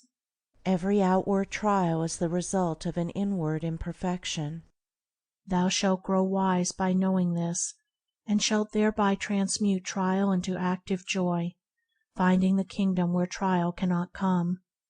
When wilt thou learn thy lessons, O child of earth? All thy sorrows cry out against thee. Every pain is thy just accuser, and thy griefs are but the shadows of thy unworthy and perishable self. The kingdom of heaven is thine. How long wilt thou reject it, preferring the lurid atmosphere of hell, the hell of thy self-seeking soul? Where self is not, there is the garden of the heavenly life, and there spring the healing streams quenching all thirst. There bloom the immortal flowers carpeting all the way with joy. There throng swiftest and sweetest hours. The redeemed sons of God, the glorified in body and spirit, are bought with a price, and that price is the crucifixion of the personality, the death of self, and having put away that within which is the source of all discord, they have found the universal music, the abiding joy. Life is more than motion, it is music; more than rest, it is peace; more than work, it is duty; more than labor, it is love; more than enjoyment, it is blessedness; more than acquiring money and position and reputation, it is knowledge, purpose, strong and high resolve. Let the impure turn to purity, and they shall be pure. Let the weak resort to strength, and they shall be strong. Let the ignorant fly to knowledge, and they shall be wise. All things are man's, and he chooses that which he will have. Today he chooses in ignorance, tomorrow he shall choose in wisdom. He shall work out his own salvation, whether he believe it or not, for he cannot escape himself, nor transfer to another the eternal responsibility of his own soul. By no theological subterfuge shall he trick the law of his being, which shall shatter all his selfish makeshifts and excuses for right thinking and right doing. Nor shall God do for him that which it is destined his soul shall accomplish for itself. What would you say of a man who, wanting to possess a mansion in which to dwell peacefully, purchased the site and then knelt down and asked God to build the house for him? Would you not say that such a man was foolish? And of another man who, having purchased the land, set the architects and builders and carpenters at work to erect the edifice, would you not say that he was wise? And as it is in the building of a material house, even so it is in the building of a spiritual mansion. Brick by brick, pure thought upon pure thought, good deed upon good deed, must the habitation of a blameless life rise from its sure foundation until it at last stands out in all the majesty of its faultless proportions. Not by caprice nor gift nor favor does a man obtain the spiritual realities, but by diligence, watchfulness, energy, and effort. Strong is the soul, and wise and beautiful. The seeds of godlike power are in us still. Gods we are, bards, saints, heroes, if we will.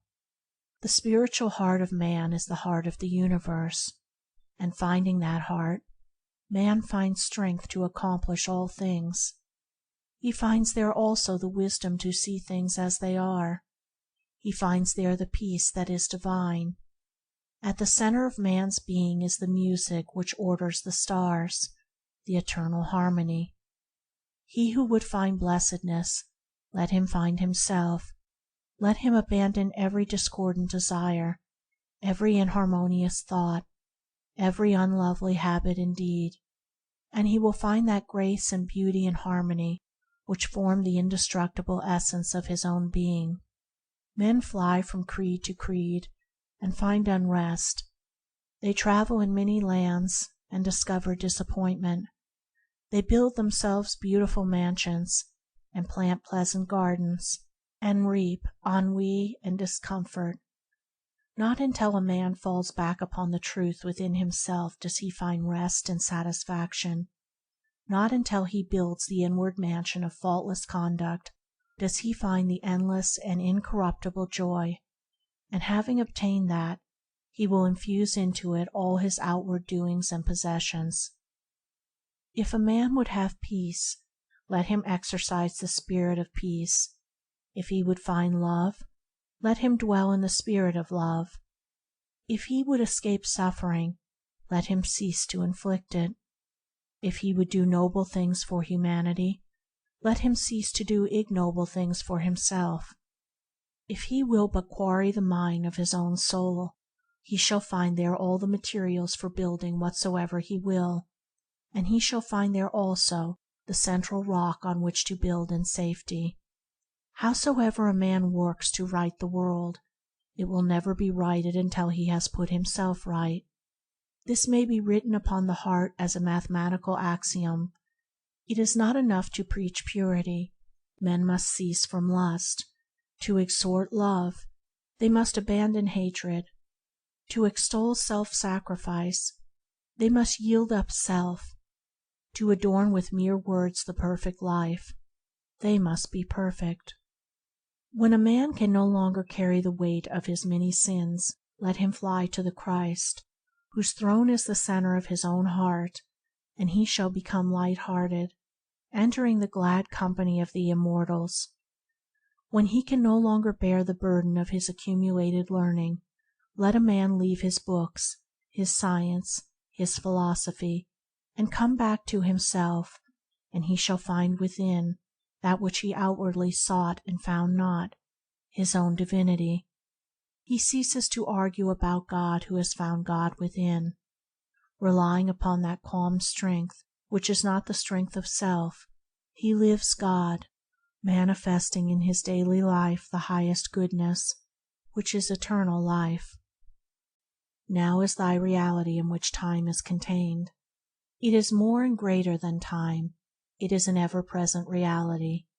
It knows neither past nor future, and is eternally potent and substantial. Every minute, every day, every year is a dream as soon as it has passed, and exists only as an imperfect and unsubstantial picture in the memory, if it not be entirely obliterated. Past and future are dreams. Now is a reality. All things are now. All power, all possibility, all action is now. Not to act and accomplish now is not to act and accomplish at all. To live in thoughts of what you might have done, or in dreams of what you meant to do, this is folly. But to put away regret, to anchor anticipation, and to do and to work now, this is wisdom.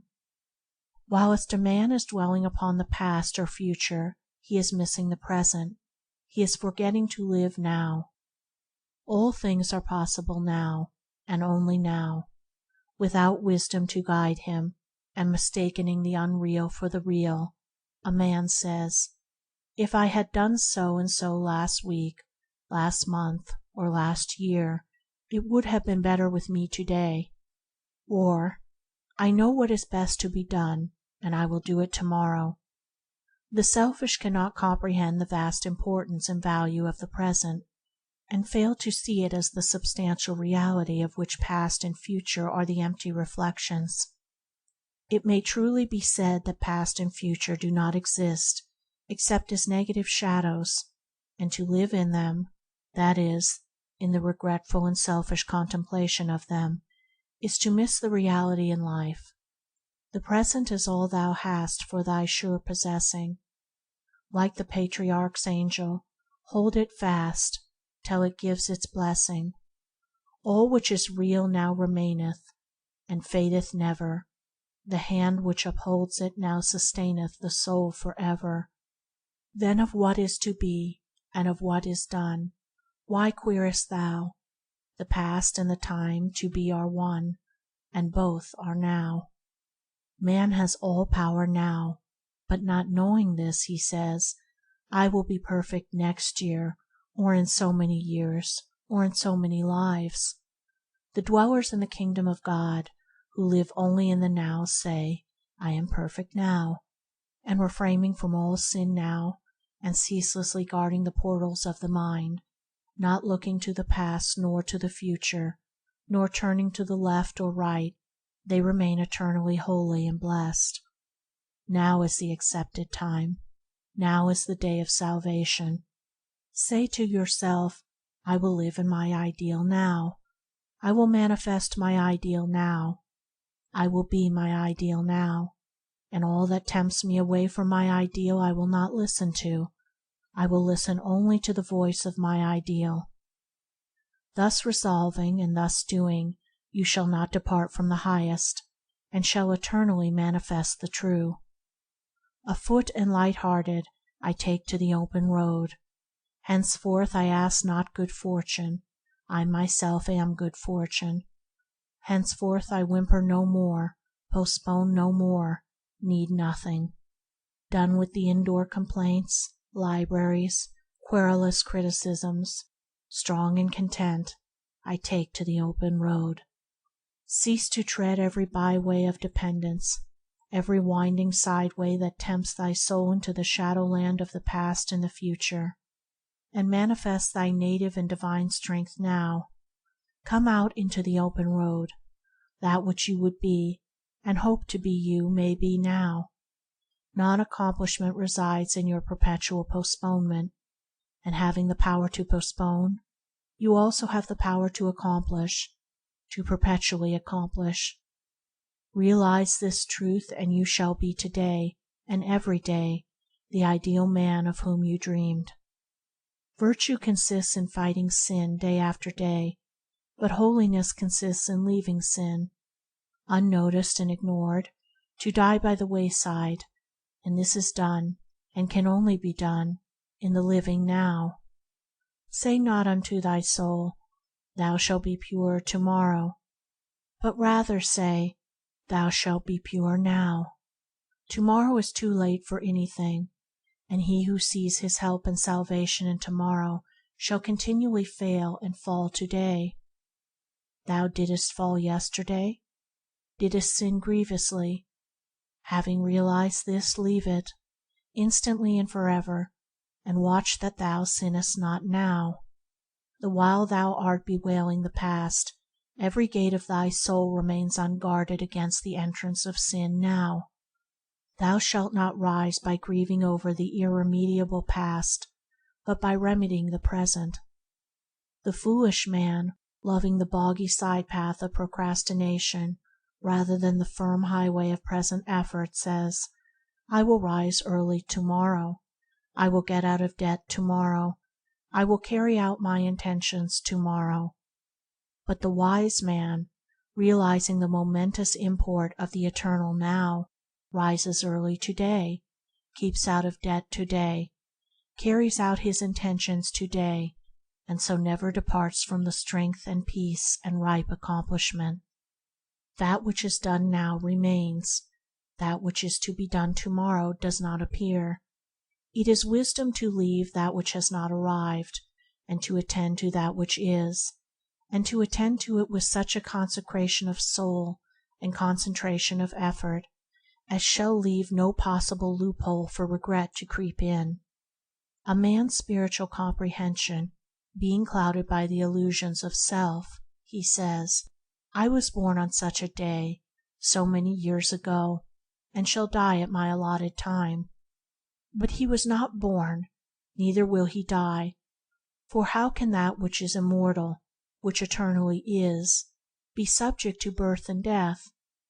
Let a man throw off his illusions, and he will see that the birth and death of the body are the mere incidents of a journey, and not its beginning and end. Looking back to happy beginnings and forward to mournful endings, a man's eyes are blinded, so that he beholds not his own immortality. His ears are closed, so that he hears not the ever-present harmonies of joy, and his heart is hardened, so that it pulsates not to the rhythmic sounds of peace. The universe, with all that it contains, is now. Put out thy hand, O man, and receive the fruits of wisdom. Cease from thy greedy striving, thy selfish sorrowing, thy foolish regretting, and be content to live. Act now, and lo, all things are done. Live now, and behold, thou art in the midst of plenty. Be now, and know that thou art perfect. The original simplicity. Life is simple. Being is simple. The universe is simple. Complexity arises in ignorance and self-delusion. The original simplicity of Lao Tzu is a term expressive of the universe as it is, and not as it appears. Looking through the woven network of his own illusions, man sees interminable complication and unfathomable mystery, and so loses himself in the labyrinths of his own making. Let a man put away egotism, and he will see the universe in all the beauty of its pristine simplicity. Let him annihilate the delusion of the personal I, and he will destroy all the illusions which spring from that I. He will thus re-become a little child, and will revert to original simplicity. When a man succeeds in entirely forgetting and annihilating his personal self, he becomes a mirror in which the universal reality is faultlessly reflected. He is awakened, and henceforward he lives, not in dreams, but in realities. Pythagoras saw the universe in the 10 numbers, but even this simplicity may be further reduced, and the universe ultimately found to be contained in the number 1. For all the numerals, and all their infinite complications, are but additions of the One. Let life cease to be lived as a fragmentary thing, and let it be lived as a perfect whole, The simplicity of the perfect will then be revealed.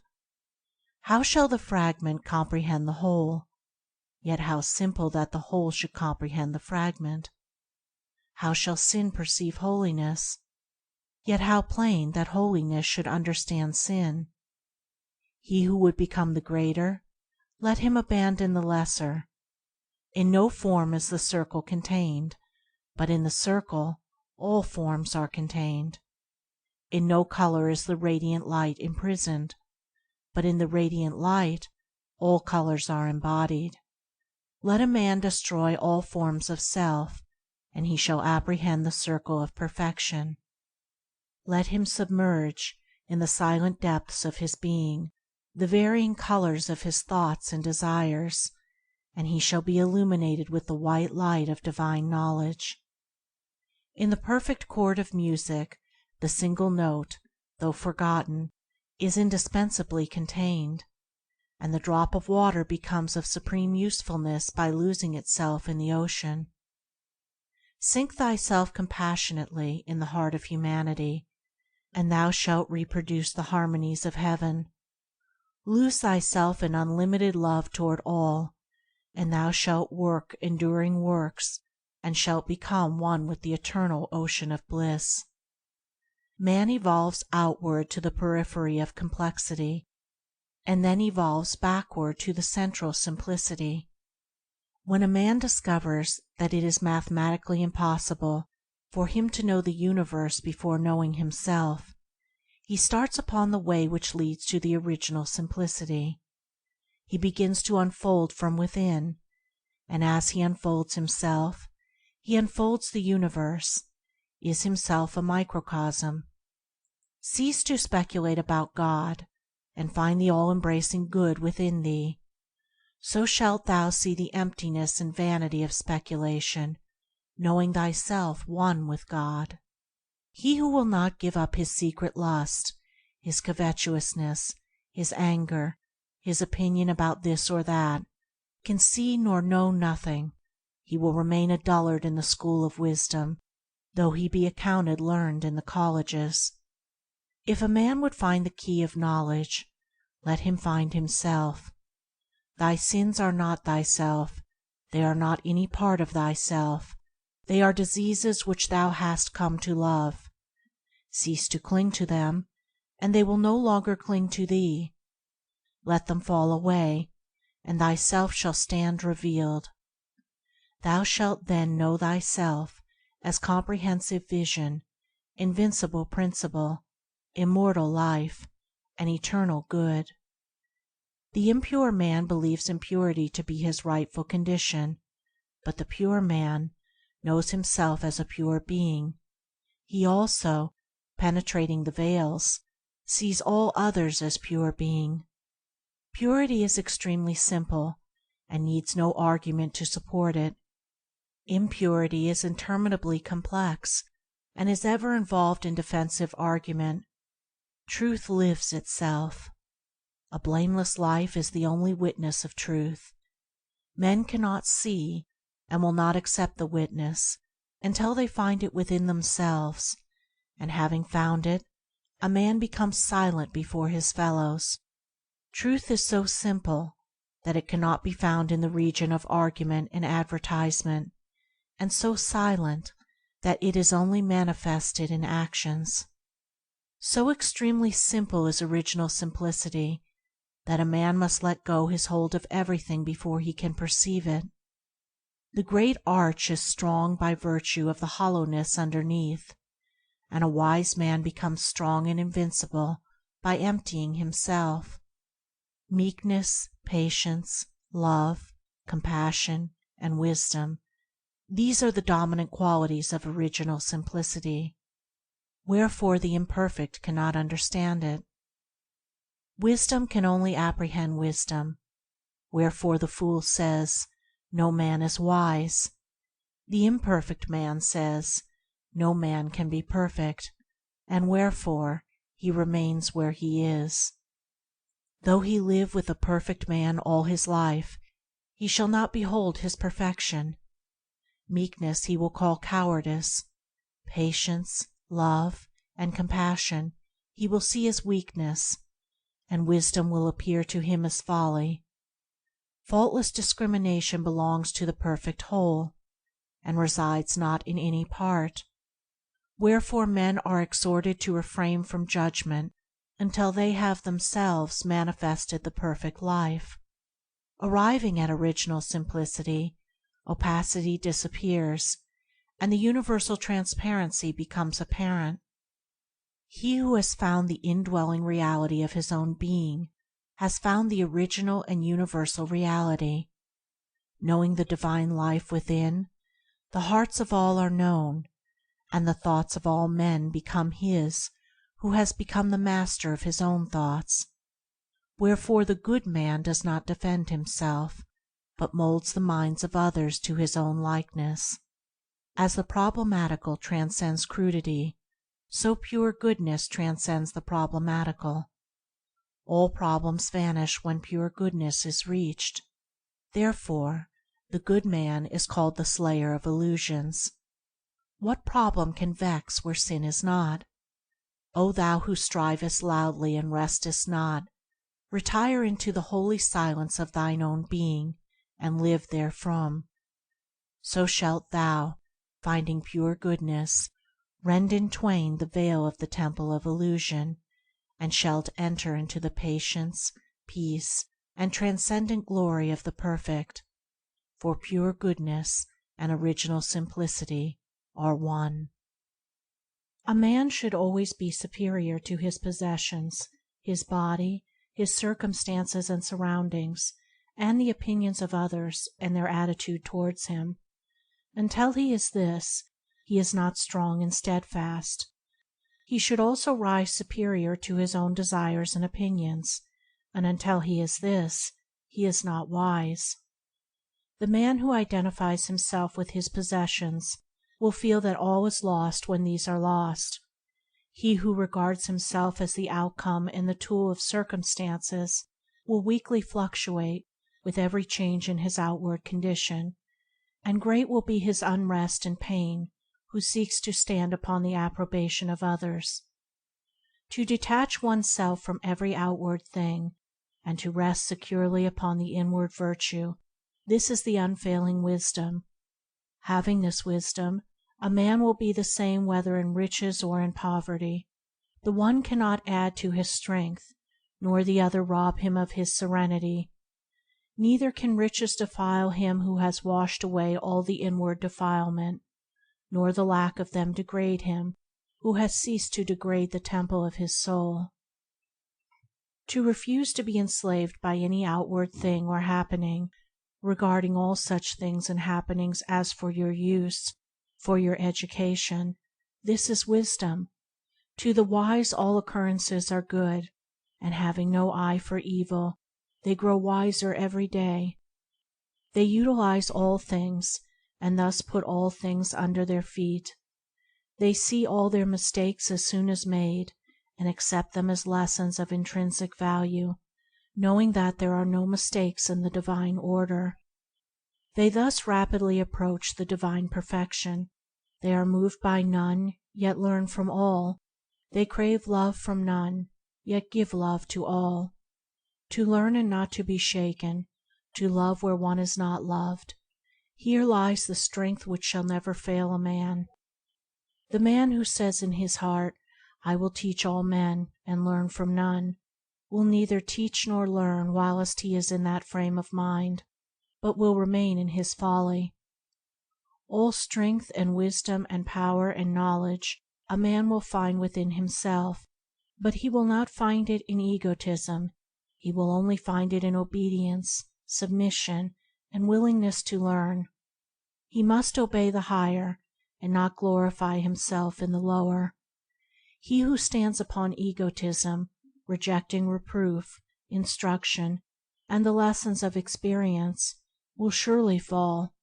Yea, he is already fallen. Said a great teacher to his disciples, "Those who shall be a lamp unto themselves, relying upon themselves only, and not relying upon any external help, but holding fast to the truth as their lamp, and seeking their salvation in the truth alone, shall not look for assistance to any besides themselves.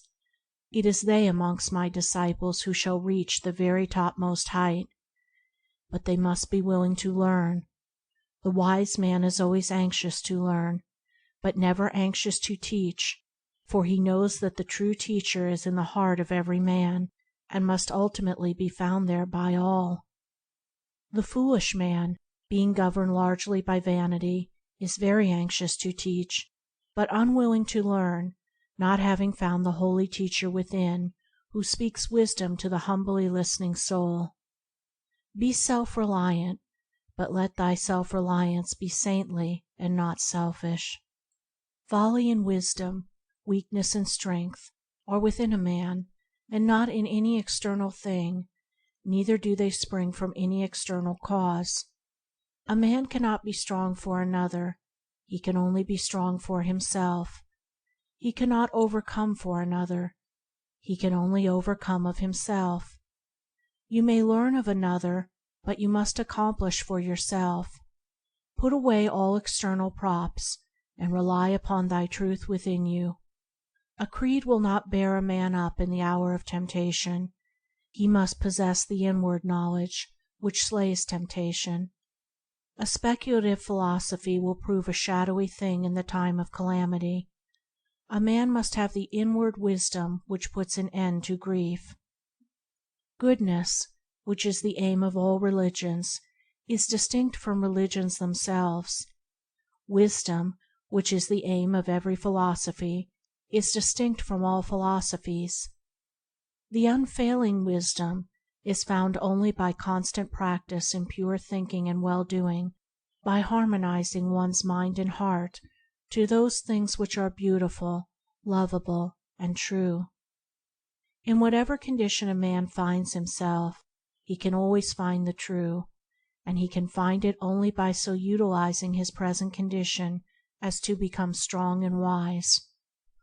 The effeminate hankering after rewards, and the craven fear of punishment, let them be put away forever, and let a man joyfully bend himself to the faithful performance of all his duties, forgetting himself and his worthless pleasures, and living strong and pure and self-contained. So shall he surely find the unfailing wisdom, the God-like patience and strength. The situation that has not its duty, its ideal, was never occupied by man. Here or nowhere is thy ideal. Work it out therefrom, and working, believe, live, and be free. The ideal is in thyself, the impediment too is in thyself. Thy condition is but the stuff thou art to shape that same ideal out of. What matters whether such stuff be of this sort or that, so the form thou give it be heroic, be poetic. O thou that pinest in the imprisonment of the actual, and criest bitterly to the gods for a kingdom wherein to rule and create, know this of a truth: the thing thou seekest is already within thee, here and now, couldst thou only see. All that is beautiful and blessed is in thyself, not in thy neighbor's wealth. Thou art poor? Thou art poor indeed if thou art not stronger than thy poverty. Thou hast suffered calamities? Well, wilt thou cure calamity by adding anxiety to it? Canst thou mend a broken vase by weeping over it, or restore lost delight by thy lamentations? There is no evil but will vanish if thou wilt wisely meet it. The God-like soul does not grieve over that which has been, is, or will be, but perpetually resides in the divine good, and gains wisdom by every occurrence. Fear is the shadow of selfishness, and cannot live where loving wisdom is. Doubt, anxiety, and worry are unsubstantial shades in the underworld of self, and shall no more trouble him who will climb the serene altitudes of his soul. Grief, also, will be forever dispelled by him who will comprehend the law of his being. He who so comprehends shall find the supreme law of life, and he shall find that it is love, and that it is imperishable love. He shall become one with that love, and loving all, With mind freed from all hatred and folly, he shall receive the invincible protection which love affords. Claiming nothing, he shall suffer no loss; seeking no pleasure, he shall find no grief; and employing all his powers as instruments of service, he shall evermore live in the highest state of blessedness and bliss. Know this: thou makest and unmakest thyself; thou standest and fallest by what thou art; thou art a slave if thou preferrest to be; thou art a master if thou wilt make thyself one. Build upon thy animal desires and intellectual opinions, and thou buildest upon the sand. Build upon virtue and holiness, and no wind nor tide shall shake thy strong abode. So shall the unfailing wisdom uphold thee in every emergency, and the everlasting arms gather thee to thy peace. Lay up each year thy harvest of well-doing, wealth that kings nor thieves can take away. When all the things thou callest thine, goods, pleasures, honors, fall, thou in thy virtue shalt survive them all.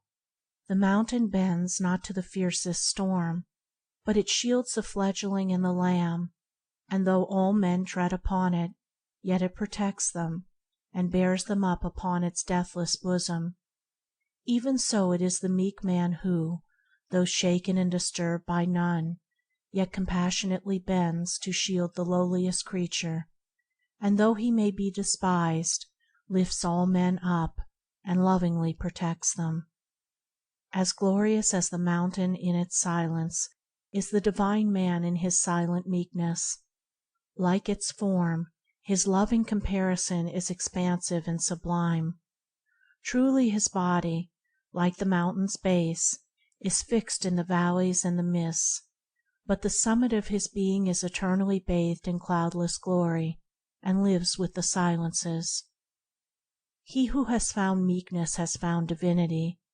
He has realized the divine consciousness, and knows himself as divine. He also knows all others as divine, though they know it not themselves, being asleep and dreaming. Meekness is a divine quality, and as such is all-powerful. The meek man overcomes not by resisting, and by allowing himself to be defeated he attains to the supreme conquest. The man who conquers another by force is strong; the man who conquers himself by meekness is mighty. He who conquers another by force will himself likewise be conquered. He who conquers himself by meekness will never be overthrown, for the human cannot overcome the divine. The meek man is triumphant in defeat. Socrates lives the more by being put to death. In the crucified Jesus the risen Christ is revealed, and Stephen in his stoning defies the hurting power of stones. That which is real cannot be destroyed, but only that which is unreal. When a man finds that within himself which is real, which is constant, abiding, changeless, and eternal, he enters into that reality and becomes meek. All the powers of darkness will come against him, but they will do him no hurt, and will at last depart from him. The meek man is found in the time of trial.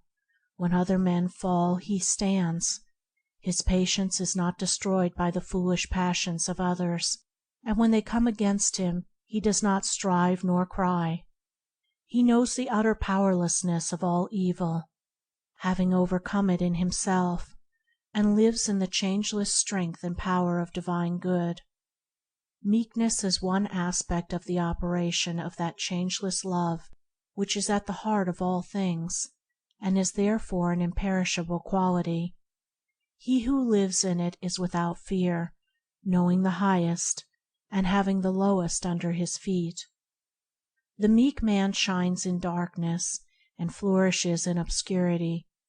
Meekness cannot boast, nor advertise itself, nor thrive on popularity. It is practiced, and is seen or not seen. Being a spiritual quality, it is perceived only by the eye of the spirit. Those who are not spiritually awakened see it not, nor do they love it, being enamored of, and blinded by, worldly shows and appearances. Nor does history take note of the meek man. Its glory is that of strife and self-aggrandizement. His glory is the glory of peace and gentleness. History chronicles the earthly, not the heavenly acts. Yet though he lives in obscurity, he cannot be hidden. How can light be hid? He continues to shine after he has withdrawn himself from the world, and is worshipped by the world which knew him not. That the weak man should be neglected, abused, or misunderstood is reckoned by him as of no account, and therefore not to be considered, much less resisted.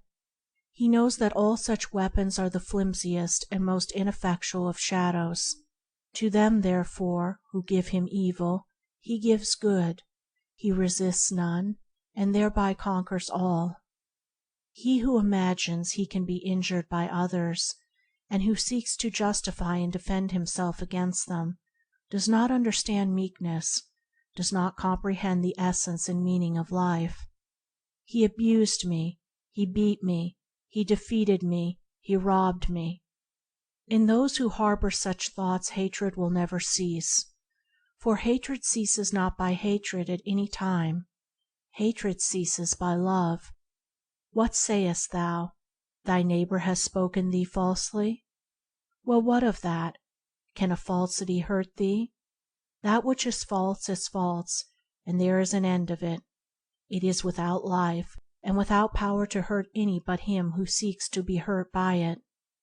It is nothing to thee that thy neighbor should speak falsely of thee, but it is much to thee that thou shouldest resist him, and seek to justify thyself, for by so doing thou givest life and vitality to thy neighbor's falseness, so that thou art injured and distressed. Take all evil out of thine own heart, then shalt thou see the folly of resisting it in another. Thou wilt be trodden on? Thou art trodden on already if thou thinkest thus. The injury that thou seest as coming from another comes only from thyself. The wrong thought, or word, or act of another has no power to hurt thee unless thou galvanize it into life by thy passionate resistance, and so receivest it into thyself. If any man slander me, that is his concern, not mine. I have to do with my own soul, not with my neighbor's. Though all the world misjudge me, it is no business of mine, but that I should possess my soul in purity and love, that is all my business. There shall be no end to strife until men cease to justify themselves. He who would have wars cease, let him cease to defend any party, let him cease to defend himself. Not by strife can peace come, but ceasing from strife. The glory of Caesar resides in the resistance of his enemies. They resist and fall. Give to Caesar that which Caesar demands, and Caesar's glory and power are gone. Thus by submission does the meek man conquer the strong man, but it is not that outward show of submission which is slavery, it is that inward and spiritual submission which is freedom. Claiming no rights, the meek man is not troubled with self-defense and self-justification. He lives in love, and therefore comes under the immediate and vital protection of the great Love, which is the eternal law of the universe. He neither claims nor seeks his own. Thus do all things come to him, and all the universe shields and protects him. He who says, "I have tried meekness and it has failed," has not tried meekness. It cannot be tried as an experiment. It is only arrived at by unreserved self-sacrifice. Meekness does not consist merely in non-resistance in action. It consists preeminently in non-resistance in thought, in ceasing to hold or have any selfish, condemnatory, or retaliatory thoughts. The meek man, therefore, cannot take offense or have his feelings hurt. Living above hatred, folly, and vanity, meekness can never fail. O thou who searchest for the heavenly life, strive after meekness, Increase thy patience and forbearance day by day. Bid thy tongue cease from all harsh words. Withdraw thy mind from selfish arguments, and refuse to brood upon thy wrongs. So living, thou shalt carefully tend and cultivate the pure and delicate flower of meekness in thy heart, until at last its divine sweetness and purity and beauteous perfection shall be revealed to thee, and thou shalt become gentle, joyful, and strong. Repine not that thou art surrounded by irritable and selfish people, but rather rejoice that thou art so favored as to have thine own imperfections revealed to thee, and that thou art so placed as to necessitate within thee a constant struggle for self-mastery and the attainment of perfection. The more there is of harshness and selfishness around thee, the greater is the need for thy meekness and love. If others seek to wrong thee, all the more is it needful that thou shouldest cease from all wrong and live in love. If others preach meekness, humility, and love, and do not practice these, trouble not, nor be annoyed, but do thou in the silence of thy heart and in thy contact with others practice these things, and they shall preach themselves. And though thou utter no declamatory word, and stand before no gathered audience, thou shalt teach the whole world. As thou becomest meek, thou shalt learn the deepest secrets of the universe. Nothing is hidden from him who overcomes himself. Into the cause of causes shalt thou penetrate, and lifting, one after another, every veil of illusion, shalt reach at last the innermost heart of being. Thus becoming one with life, thou shalt know life, and seeing into its causes, and knowing realities, thou shalt be no more anxious about thyself and others and the world, but shalt see all things that are engines of the great law. Canopied with gentleness, thou shalt bless where others curse, love where others hate, forgive where others condemn, yield where others strive, give up where others grasp, lose where others gain, and in their strength they shall be weak, and in thy weakness thou shalt be strong, yea, thou shalt mightily prevail. He that hath not unbroken gentleness hath not truth. Therefore, when heaven would save a man, it enfolds him with gentleness. The righteous man is invincible. No enemy can possibly overcome or confound him, and he needs no other protection than that of his own integrity and holiness. As it is impossible for evil to overcome good, so the righteous man can never be brought low by the unrighteous. Slander, envy, hatred, malice can never reach him nor cause him any suffering, and those who try to injure him only succeed ultimately in bringing ignominy upon themselves. The righteous man, having nothing to hide, committing no acts which require stealth, and harboring no thoughts and desires which he would not like others to know, is fearless and unashamed. His step is firm, his body upright, and his speech direct and without ambiguity. He looks everybody in the face. How can he fear any who wrongs none? How can he be ashamed before any who deceives none? And ceasing from all wrong, he can never be wronged. The righteous man, performing all his duties with scrupulous diligence and living above sin, is invulnerable at every point. He who has slain the inward enemies of virtue can never be brought low by any outward enemy, neither does he seek any protection against them, righteousness being an all-sufficient protection. The unrighteous man is vulnerable at almost every point. Living in his passions, the slave of his prejudices, impulses, and ill-formed opinions, he is continually suffering, as he imagines, at the hands of others. The slanders, attacks, and accusations of others cause him great suffering, because they have a basis of truth in himself, and not having the protection of righteousness, he endeavors to justify and protect himself. by resorting to retaliation and species argument, and even to subterfuge and deceit. The partially righteous man is vulnerable at all those points where he falls short of righteousness, and should the righteous man fall from his righteousness and give way to one sin, his invincibility is gone, for he has thereby placed himself where attack and accusation can justly reach and injure him, because he has first injured himself. If a man suffers or is injured through the instrumentality of others, let him look to himself, and putting aside self-pity and self-defense, he will find in his own heart the source of all his woe. No evil can happen to the righteous man who has cut off the source of evil in himself, living in the All-Good, and abstaining from sin in thought, word, and deed. Whatever happens to him is good. Neither can any person, event, or circumstance cause him suffering, for the tyranny of circumstance is utterly destroyed for him who has broken the bonds of sin.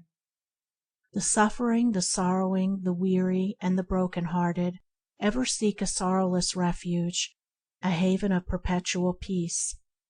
Let such fly to the refuge of the righteous life. Let them come now and enter the haven of the sinless state. For sorrow cannot overtake the righteous, suffering cannot reach him who does not waste in self-seeking his spiritual substance, and he cannot be afflicted by weariness and unrest whose heart is at peace with all. The children of light who abide in the kingdom of heaven see the universe, and all that it contains, as the manifestation of one law, the law of love. They see love as the molding, sustaining, protecting, and perfecting power immanent in all things animate and inanimate. To them love is not merely and only a rule of life, it is the law of life, it is life itself. Knowing this, they order their whole life in accordance with love, not regarding their own personality. By thus practicing obedience to the Highest, to divine love, they become conscious partakers of the power of love, and so arrive at perfect freedom as masters of destiny. The universe is preserved because love is at the heart of it. Love is the only preservative power. Whilst there is hatred in the heart of man, he imagines the law to be cruel, but when his heart is mellowed by compassion and love, he perceives that the law is infinite kindness. So kind is the law that it protects man from his own ignorance. Man, in his puny efforts to subvert the law by attaching undue importance to his own little personality, brings upon himself such trains of suffering that he is at last compelled, in the depth of his afflictions, to seek for wisdom, and finding wisdom, he finds love, and knows it as the law of his being, the law of the universe. Love does not punish. Man punishes himself by his own hatred, by striving to preserve evil which has no life by which to preserve itself, and by trying to subvert love, which can neither be overcome nor destroyed, being the substance of life. When a man burns himself, does he accuse the fire? Therefore, when a man suffers, let him look for some ignorance or disobedience within himself.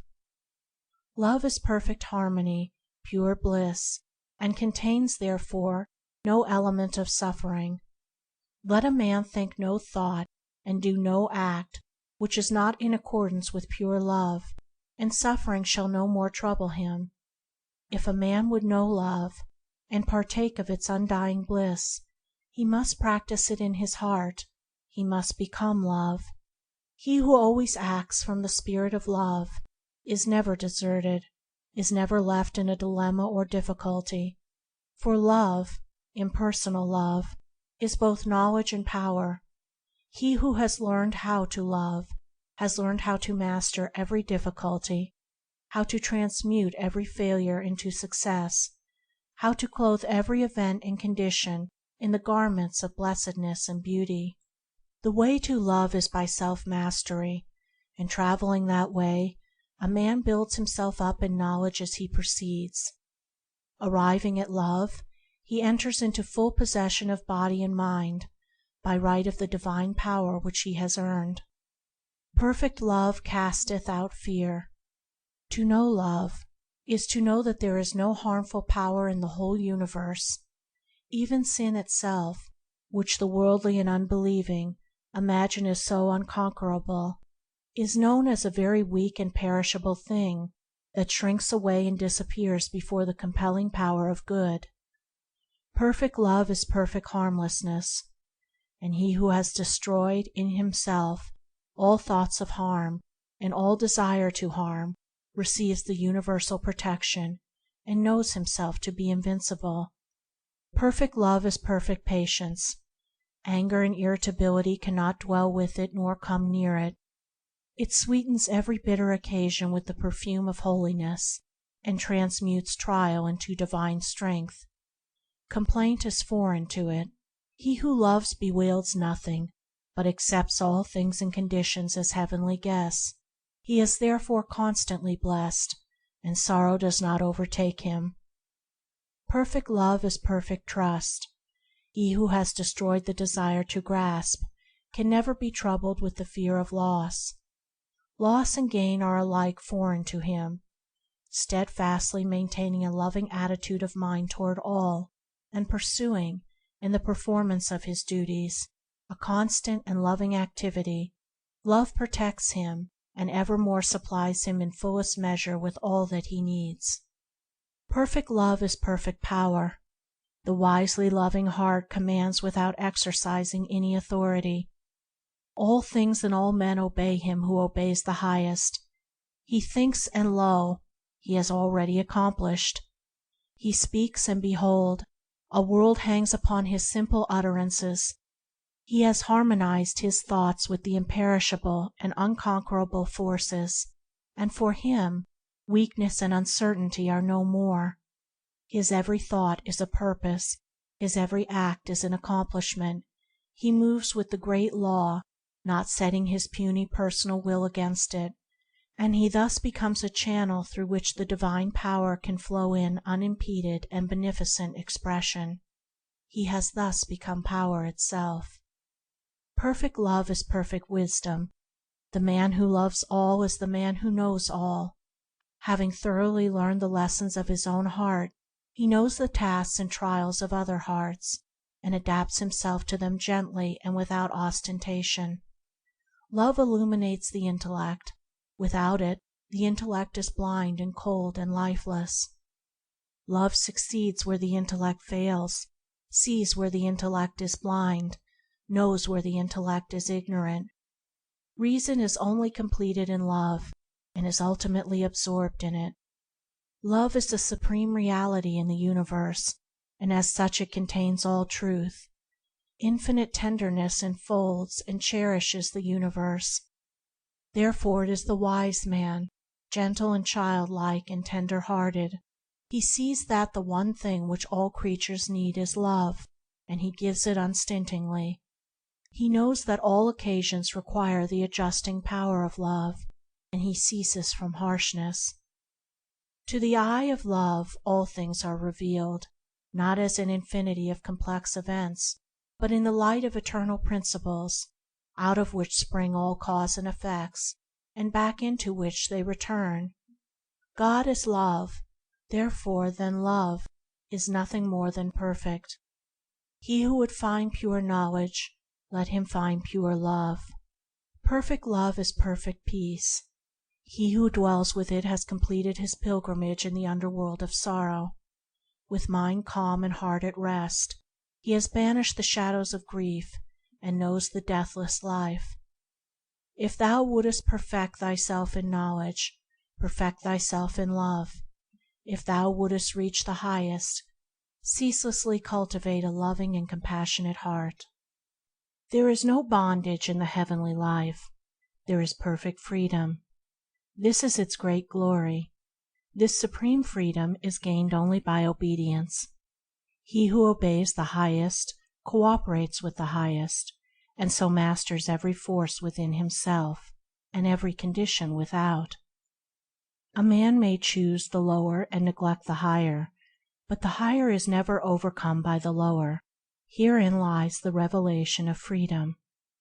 Let a man choose the higher and abandon the lower, and he shall then establish himself as an overcomer, and shall realize perfect freedom.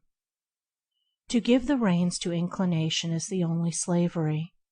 To conquer oneself is the only freedom. The slave to self loves his chains, and will not have one of them broken, for fear he would be depriving himself of some cherished delight.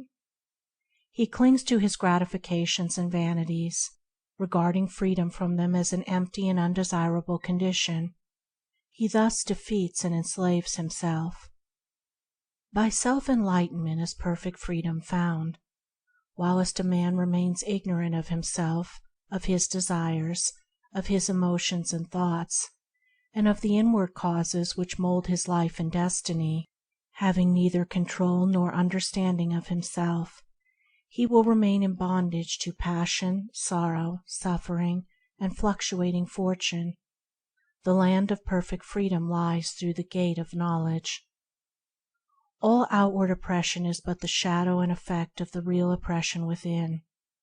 For ages the oppressed have cried for liberty, and 1,000 man-made statutes have failed to give it to them. They can give it only to themselves. They shall find it only in obedience to the divine statutes which are inscribed upon their hearts. Let them resort to the inward freedom, and the shadow of oppression shall no more darken the earth. Let men cease to oppress themselves, and no man shall oppress his brother. Men legislate for outward freedom, yet continue to render such freedom impossible of achievement by fostering an inward condition of enslavement. They thus pursue a shadow without and ignore the substance within. Man will be free when he is freed from self. All outward forms of bondage and oppression will cease to be when man ceases to be the willing bond-slave of passion, error, and ignorance. Freedom is to the free. Whilst men cling to weakness, they cannot have strength. Whilst they love darkness, they cannot receive light, and so long as they prefer bondage, they can enjoy no liberty. Strength, light, and freedom are ready now, and can be had by all who love them, who aspire to them. Freedom does not reside in cooperative aggression, for this will always produce reactively cooperative defense, warfare, hatred, party strife, and the destruction of liberty. Freedom resides in individual self-conquest. The emancipation of humanity is frustrated and withheld by the self-enslavement of the unit. Thou who criest to man and God for liberty, liberate thyself. The heavenly freedom is freedom from passion, from cravings, from opinions, from the tyranny of the flesh and the tyranny of the intellect. This first, and then all outward freedom as effect to cause. The freedom that begins within and extends outwardly until it embraces the whole man is an emancipation so complete, all-embracing, and perfect as to leave no galling fetter unbroken. Free thy soul from all sin, and thou shalt walk a freed and fearless man in the midst of a world of fearful slaves, and seeing thee, many slaves shall take heart and shall join thee in thy glorious freedom.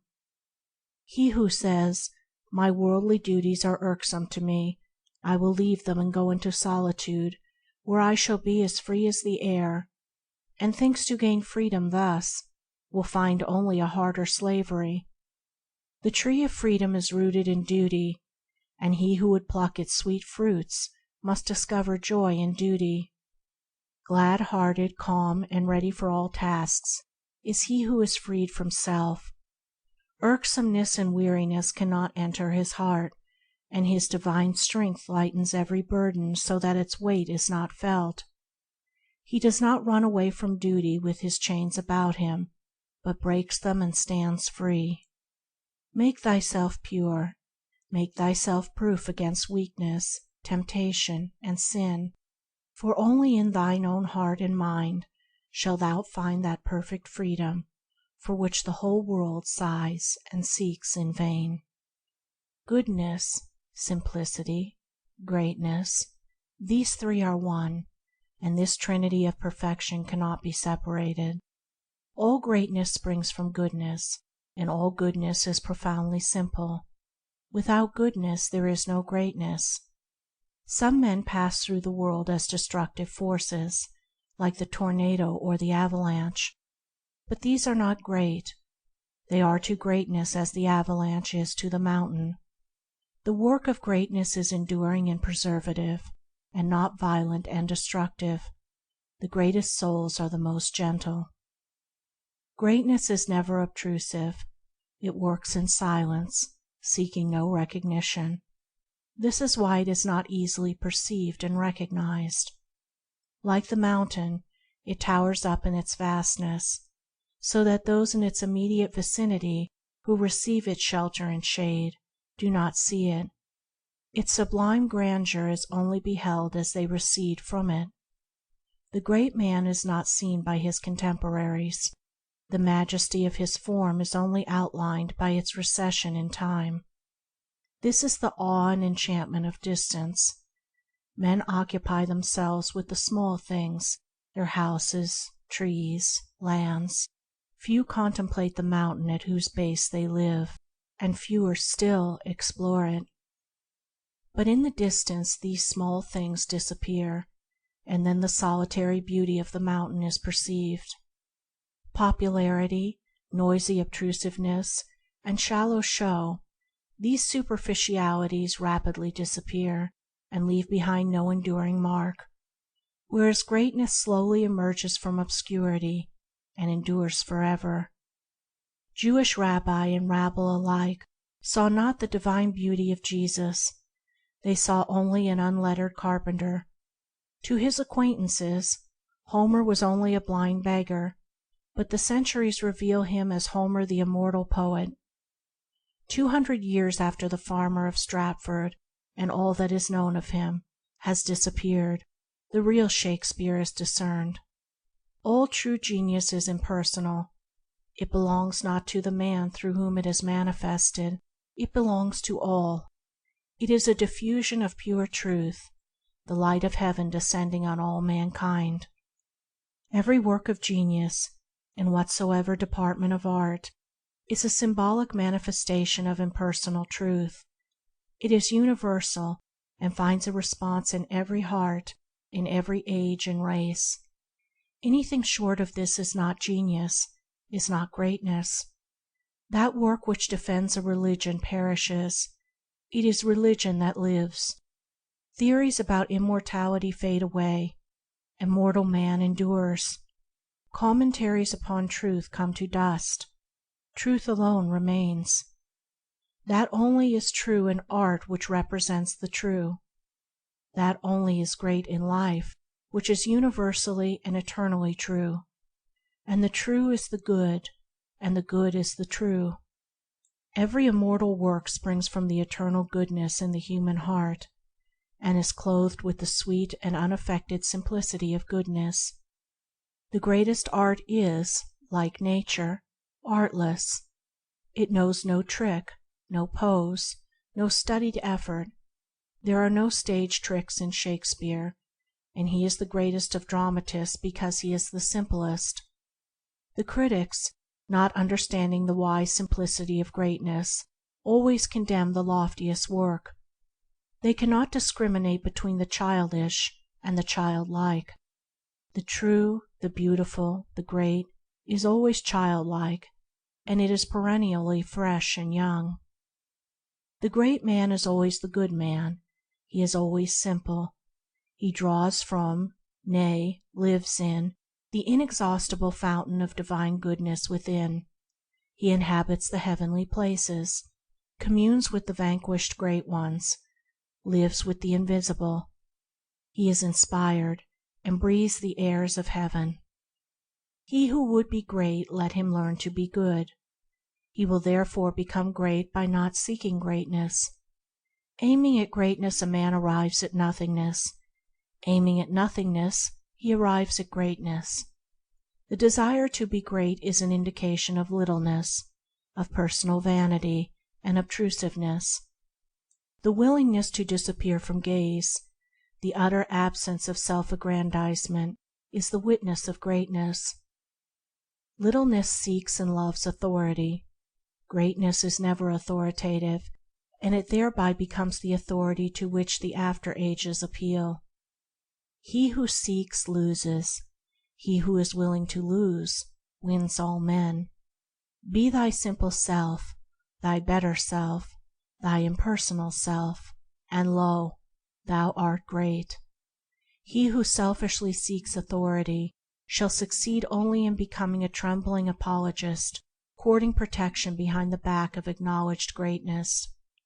He who will become the servant of all men, desiring no personal authority, shall live as a man and shall be called great. Abide in the simple and noble regions of thy life, obey thy heart, and thou shalt reproduce the foreworld again. Forget thine own little self, and fall back upon the universal self, and thou shalt reproduce, in living and enduring forms, 1,000 beautiful experiences. Thou shalt find within thyself that simple goodness which is greatness. It is as easy to be great as to be small, says Emerson, and he utters a profound truth. Forgetfulness of self is the whole of greatness, as it is the whole of goodness and happiness. In a fleeting moment of self-forgetfulness, the smallest soul becomes great. Extend that moment indefinitely, and there is a great soul, a great life. Cast away thy personality, thy petty cravings, vanities, and ambitions, as a worthless garment, and dwell in the loving, compassionate, selfless regions of thy soul, and thou art no longer small, thou art great. Claiming personal authority, a man descends into littleness. Practicing goodness, a man ascends into greatness. The presumptuousness of the small may, for a time, obscure the humility of the great, but it is at last swallowed up by it, as the noisy river is lost in the calm ocean. The vulgarity of ignorance and the pride of learning must disappear. Their worthlessness is equal. They have no part in the soul of goodness. If thou wouldest do, thou must be. Thou shalt not mistake information for knowledge. Thou must know thyself as pure knowledge. Thou shalt not confuse learning with wisdom. Thou must apprehend thyself as undefiled wisdom. Wouldst thou write a living book, thou must first live. Thou shalt draw around thee the mystic garment of a manifold experience, and shalt learn, in enjoyment and suffering, gladness and sorrow, conquest and defeat, that which no book and no teacher can teach thee. Thou shalt learn of life, of thy soul. Thou shalt tread the lonely road, and thou shalt become, thou shalt be. Thou shalt then write thy book, and it shall live. It shall be more than a book. Let thy book first live in thee, then shalt thou live in thy book. Wouldst thou carve a statue that shall captivate the ages, or paint a picture that shall endure? Thou shalt acquaint thyself with the divine beauty within thee. Thou shalt comprehend and adore the invisible beauty. Thou shalt know the principles which are the soul of form. Thou shalt perceive the matchless symmetry and faultless proportions of life, of being, of the universe. Thus knowing the eternally true, thou shalt carve or paint the indescribably beautiful. Wouldst thou produce an imperishable poem? Thou shalt first live thy poem. Thou shalt think and act rhythmically. Thou shalt find the never-failing source of inspiration in the loving places of thy heart. Then shall immortal lines flow from thee without effort, and as the flowers of wood and field spontaneously spring, so shall beautiful thoughts grow up in thine heart, and enshrined in words as moulds to their beauty, shall subdue the hearts of men. Wouldst thou compose such music as shall gladden and uplift the world? Thou shalt adjust thy soul to the heavenly harmonies. Thou shalt know that thyself, that life, and the universe is music. thou shalt touch the chords of life. Thou shalt know that music is everywhere, that it is the heart of being. Then shalt thou hear with thy spiritual ear the deathless symphonies. Wouldst thou preach the living Word? Thou shalt forego thyself and become that Word. Thou shalt know one thing, that the human heart is good, is divine. Thou shalt live on one thing, love. Thou shalt love all, seeing no evil, thinking no evil, believing no evil. Then though thou speak but little, thy every act shall be a power, thy every word a precept. By thy pure thought, thy selfless deed, though it appear hidden, thou shalt preach, down the ages, to untold multitudes of aspiring souls. To him who chooses goodness, sacrificing all, is given that which is more than and includes all. He becomes the possessor of the best, communes with the highest, and enters the company of the great. The greatness that is flawless, rounded, and complete is above and beyond all art. It is perfect goodness in manifestation. Therefore, the greatest souls are always teachers. The toil of life ceases when the heart is pure. When the mind is harmonized with the divine law, the wheel of drudgery ceases to turn, and all work is transmuted into joyful activity. The pure-hearted are as the lilies of the field, which toil not, yet are fed and clothed from the abundant storehouse of the All-Good. But the lily is not lethargic, it is ceaselessly active, drawing nourishment from earth and air and sun. By the divine power immanent within it, it builds itself up, cell by cell, opening itself to the light, growing and expanding towards the perfect flower. So it is with these who, having yielded up self-will, have learned to cooperate with the divine will. They grow in grace, goodness, and beauty, freed from anxiety and without friction and toil. And they never work in vain. There is no waste in action. Every thought, act, and thing done subserves the divine purpose and adds to the sum total of the world's happiness. Heaven is in the heart. They will look for it in vain who look elsewhere. In no outward place will the soul find heaven until he finds it within himself. For wherever the soul goes, its thoughts and desires will go with it. And howsoever beautiful may be its outward dwelling place, if there is sin within, there will be darkness and gloom without. For sin always casts a dark shadow over the pathway of the soul, the shadow of sorrow. This world is beautiful, transcendently and wonderfully beautiful. Its beauties and inspiring wonders cannot be numbered, yet to the sin-sodden mind it appears as a dark and joyless place. Where passion and self are, there is hell, and there are all the pains of hell. Where holiness and love are, there is heaven, and there are all the joys of heaven. Heaven is here. It is also everywhere. It is wherever there is a pure heart.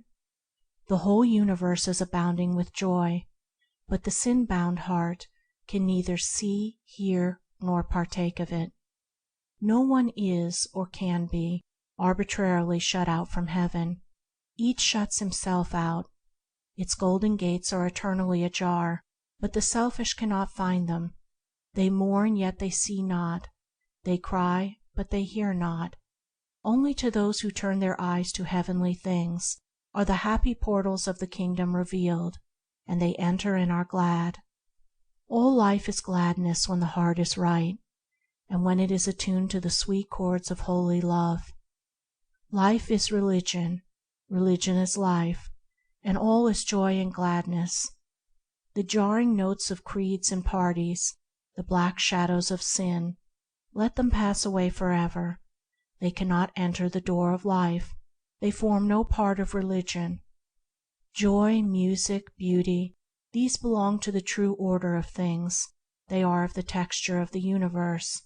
Of these is the great garment of life woven. Pure religion is glad, not gloomy. It is light without darkness or shadow. despondency, disappointment, grief. These are the reflex aspects of pleasurable excitement, self-seeking, and desire. Give up the latter, and the former will forever disappear. Then there remains the perfect bliss of heaven. Abounding and unalloyed, happiness is man's true life.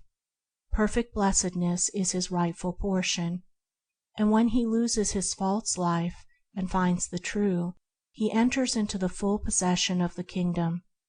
The kingdom of heaven is man's home, and it is here and now. It is in his own heart, and he is not left without guides if he wills to find it.